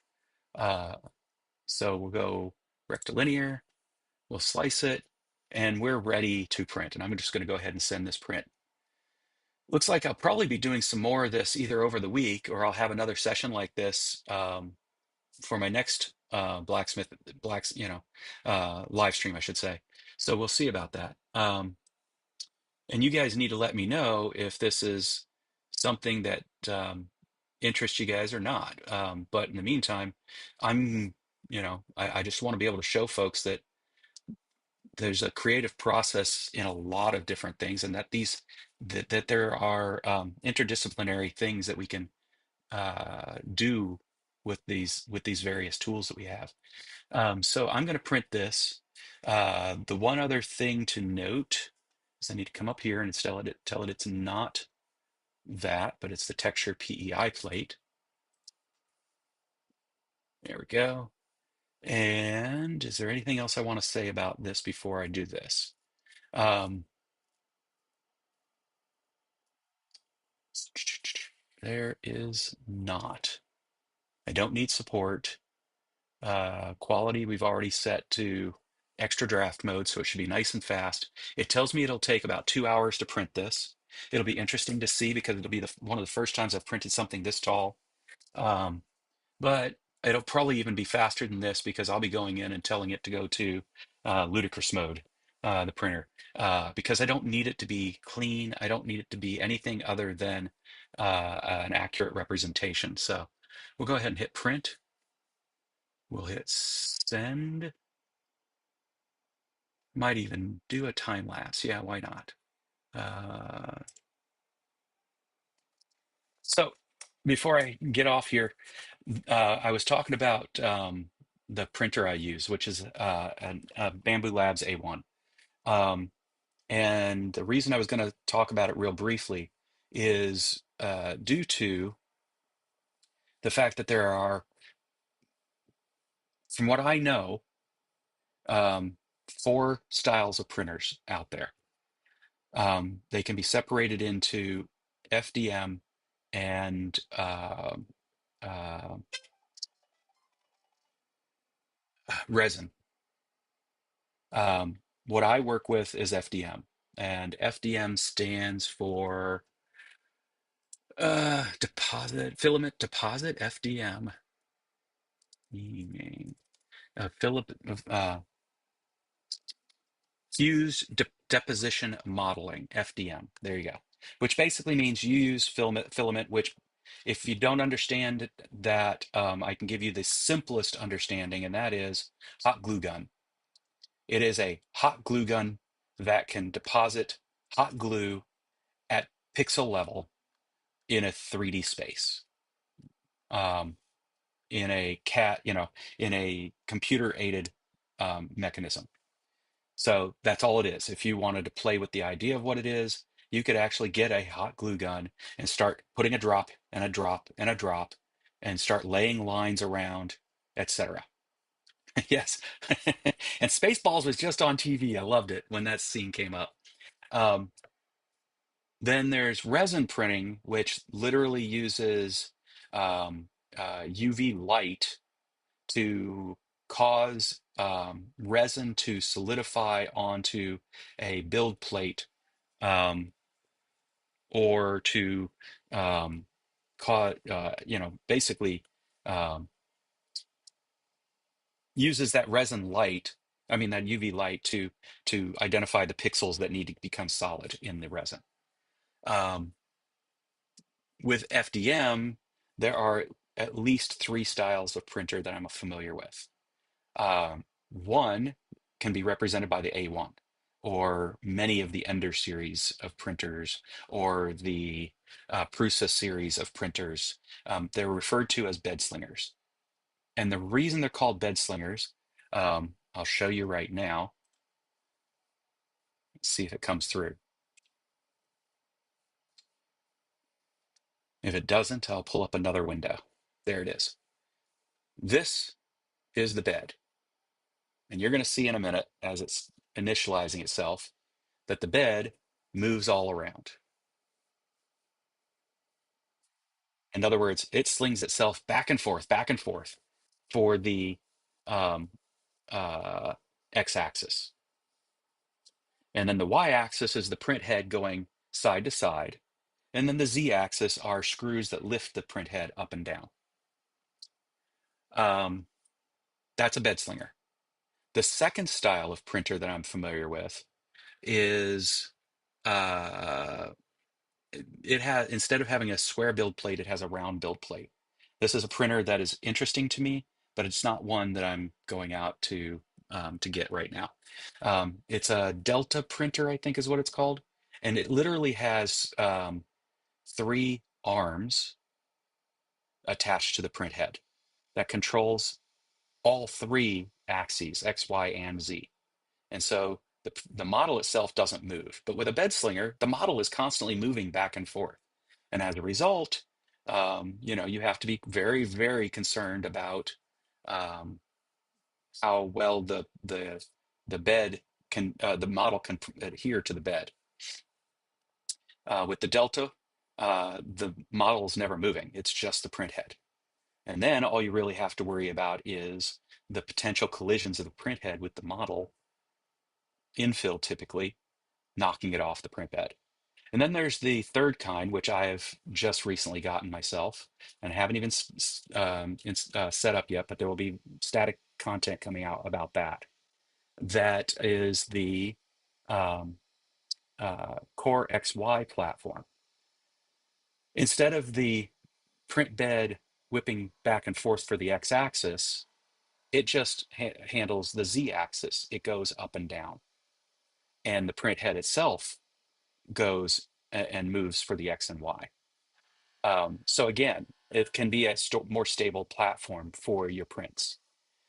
But 3D printing got its start principally with bed slingers.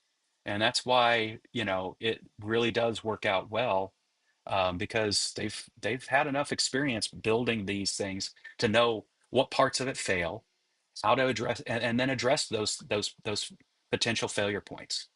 And so, you know, that's what makes, if I were to recommend, if somebody came to me and said, what, I want to try 3D printing, what printer do you recommend?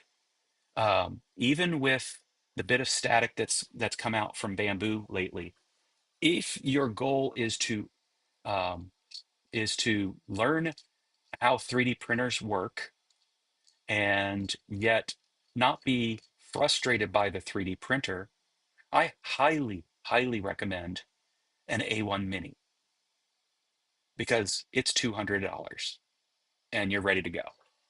If you want to step it up, throw another $100 into the game, you get a bigger um, print platform, but with all of the same ease of use features with the A1.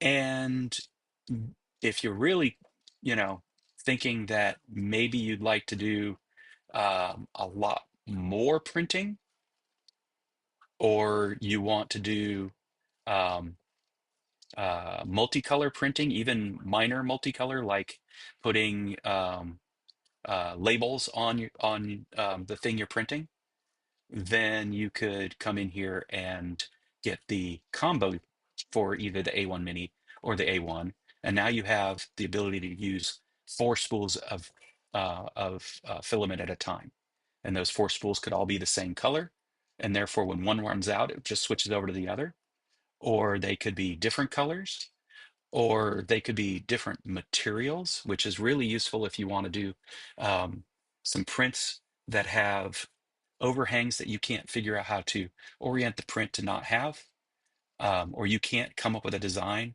that doesn't have those overhangs. You could then use multi-filament, and at the place where the overhang is, you just use a different filament to interface with that.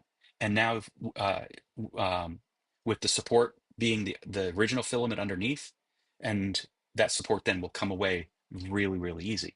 So why I'm saying all this, a lot of people think that the only reason to get the AMS, or the advanced multicolor system, I think is what they call it.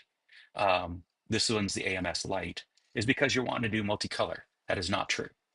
There's some really cool things you can do if you have the AMS, that has nothing to do with doing multicolor. Um, but those are all things you can also buy after the fact. You don't have to buy them with your printer. Spend $200, find out if you like 3D printing, learn what the challenges are with 3D printing, but with a system that it, kind of handholds you along the way, and and it didn't cost you a lot to get started. That would be my recommendation. Um, and Yeah, it's printing away at this point. I'm going to walk over real quick. You guys can maybe see the difference as I tell it. Well, actually, I'm going to wait. It's doing the first layer. The first layer is the critical layer. You don't want to typically change things on the first layer, because, as I said, that's the layer that's making sure that what you're printing will stay put. So once the first layer is done, I'll go ahead and make the change to make the printer print faster. Um, and I think that they don't have plaid; they only have ludicrous. Sorry, Daniel. Uh, uh, so we'll see here in a second.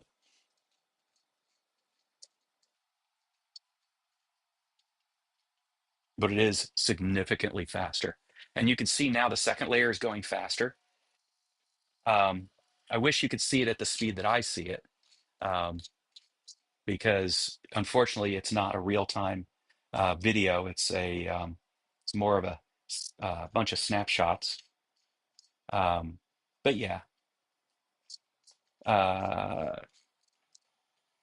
I'll end up posting a video of the a time lapse of this, so folks can enjoy that. But once it's done with this layer, yep, it's going on the next one. So now I'm going to go over here to my uh, control. Yes, and I'm going to stay ludicrous mode, which is 166% of speed for printing. As it gets taller, I might have to slow it back down again. I mean, this really throws things about,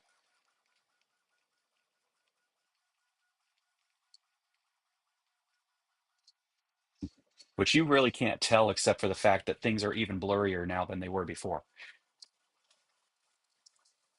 But let's see what it says. Instead of 2 hours, how long will it be before it's done in Ludicrous? Now, instead of 2 hours, it'll be an hour and 13 minutes. And like, because this is a prototype, I don't need it to be super pretty.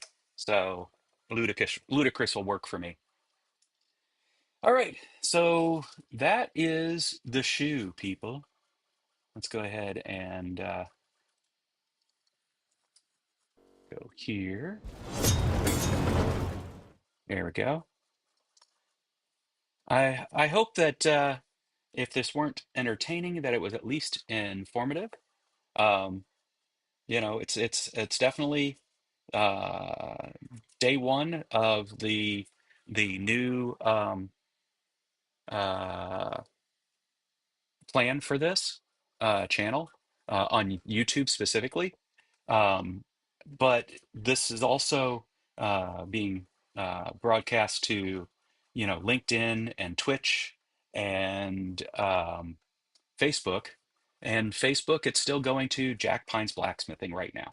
Um, the fact is that as long as it has something to do with blacksmithing, I will still put it over to Jack Pine's Blacksmithing. Um, I don't think I am allowed right now. I'm just going to go look and see. Is there a way to add? Let's see. We'll go here to Facebook. I have so many places I can actually stream. And I really want to find out if it's possible to stream to my TikTok channel. If so, I may do that. Um, let's see if I'm allowed to connect Facebook. And then let's go here and not to this one, but to this one.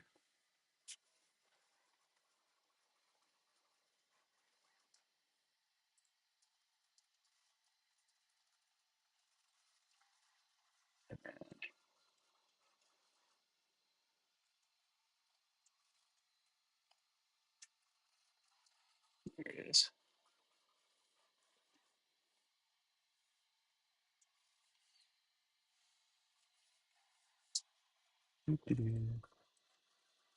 Let's do this way.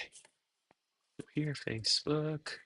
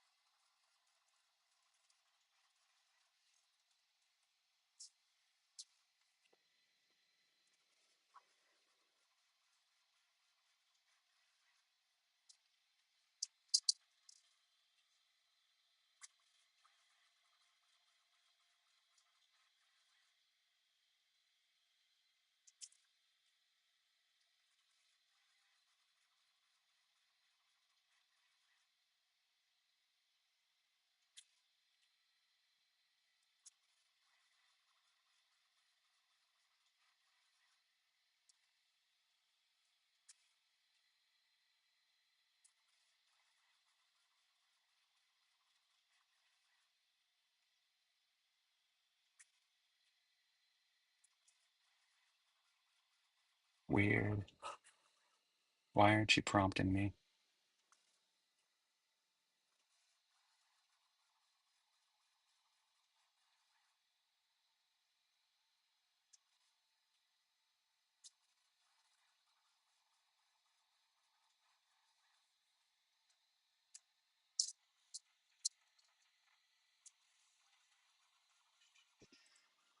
I don't think I have it open, but maybe I do. Let's try there. No, what's that?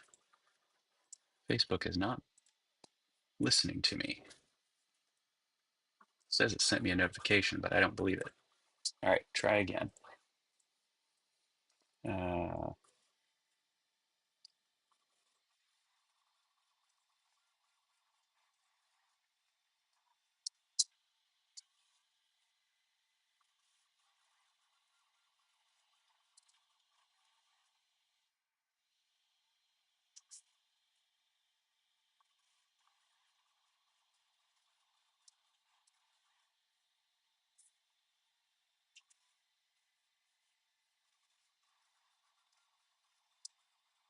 liar, liar, pants on fire.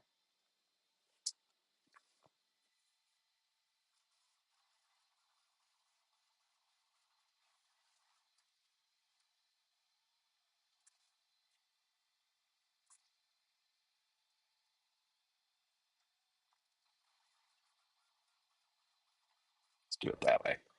Try another way. Copy, continue. That's what I want.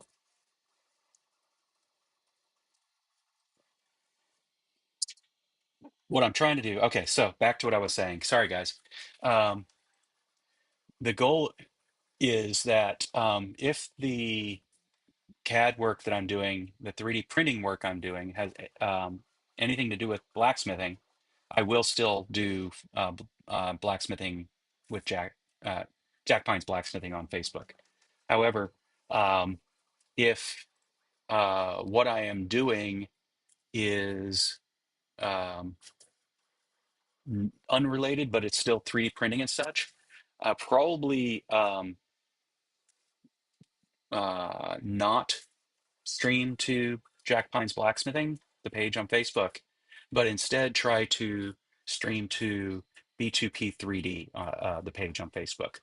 And the reason is simple. Um, let's see if it's going to let me. I've never tried it. If I had set it up this morning, I would have tried it already. Um,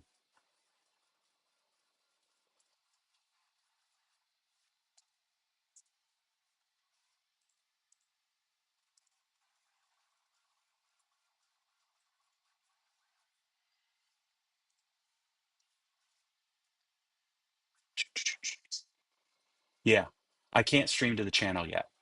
Okay, that's what I thought. And if I remember correctly, the reason I can't stream to the channel is I need 100 followers. I currently have 63 followers. And I'm sorry I'd made you guys all just hang out here while I tried to figure this out. But there was a good reason. Um, and I will be posting up on YouTube. I don't know if people get notifications when I post to the community page on YouTube, but I will be posting it up on my community page on YouTube. I will probably post something on my blacksmithing page on Facebook. Um, Basically, begging folks to come over and follow me over on B2P3D. And the only reason for that is so that I can do these live streams over there as well. And that way, should I know it's going to result in different audiences at times. I know a bunch of you guys are just awesome people, and for you know reasons beyond my ken, love just hanging out with me, and will show up to B2P3D because you want to hang out. When I'm not, even when I'm not doing a blacksmithing live stream, um, and I welcome that completely. But the point is, I don't want folks on the blacksmithing live stream, on Jack Pine's blacksmithing, to be sitting there going, "Why did I show up for this? This isn't blacksmithing." When, as I've explained, yes, it is. Um, it's blacksmithing, just like arc welding can be part of blacksmithing. Um, just like using a gas forge is part of blacksmithing. We use modern tools when modern tools suit. Um, and in this case, this is a good point for this modern tooling. But then there's going to be times where what I'm doing in 3D printing, or 3D modeling, has absolutely nothing to do with blacksmithing. At which point it doesn't make sense for me to, um, you know, tell the folks that are really there just to see the blacksmithing stuff that, here, watch this. Um, Similarly, I probably, when I'm having issues that prevent me from doing blacksmithing, and I'm just too frazzled from the efforts of my day-to-day work, to think about CAD. I may just do uh, Lego build, just like I've done before, or a fire pit stream. Um, and at which point I'll not stream to either of the uh, Facebook pages, because neither of them ever mention anything about doing Lego builds or fire pit, sitting around the fire pit. You guys have all joined me on those before, and those will continue to happen here on this channel, which I will go ahead and throw back up my interstitial um, branding page. This is the channel. If you go to at Jack Pines Blacksmithing on YouTube, it'll still take you to me. But if you start showing up to at Creating with Jack Pines, it'll take you to the same place, and it's now all rebranded. Thank you to all you who responded to the poll that I had put out on my YouTube community page.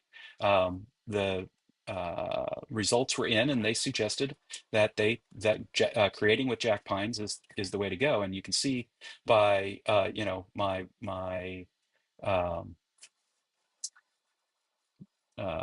banner for my YouTube page, that this really shows you the broad spectrum of things that I delve into.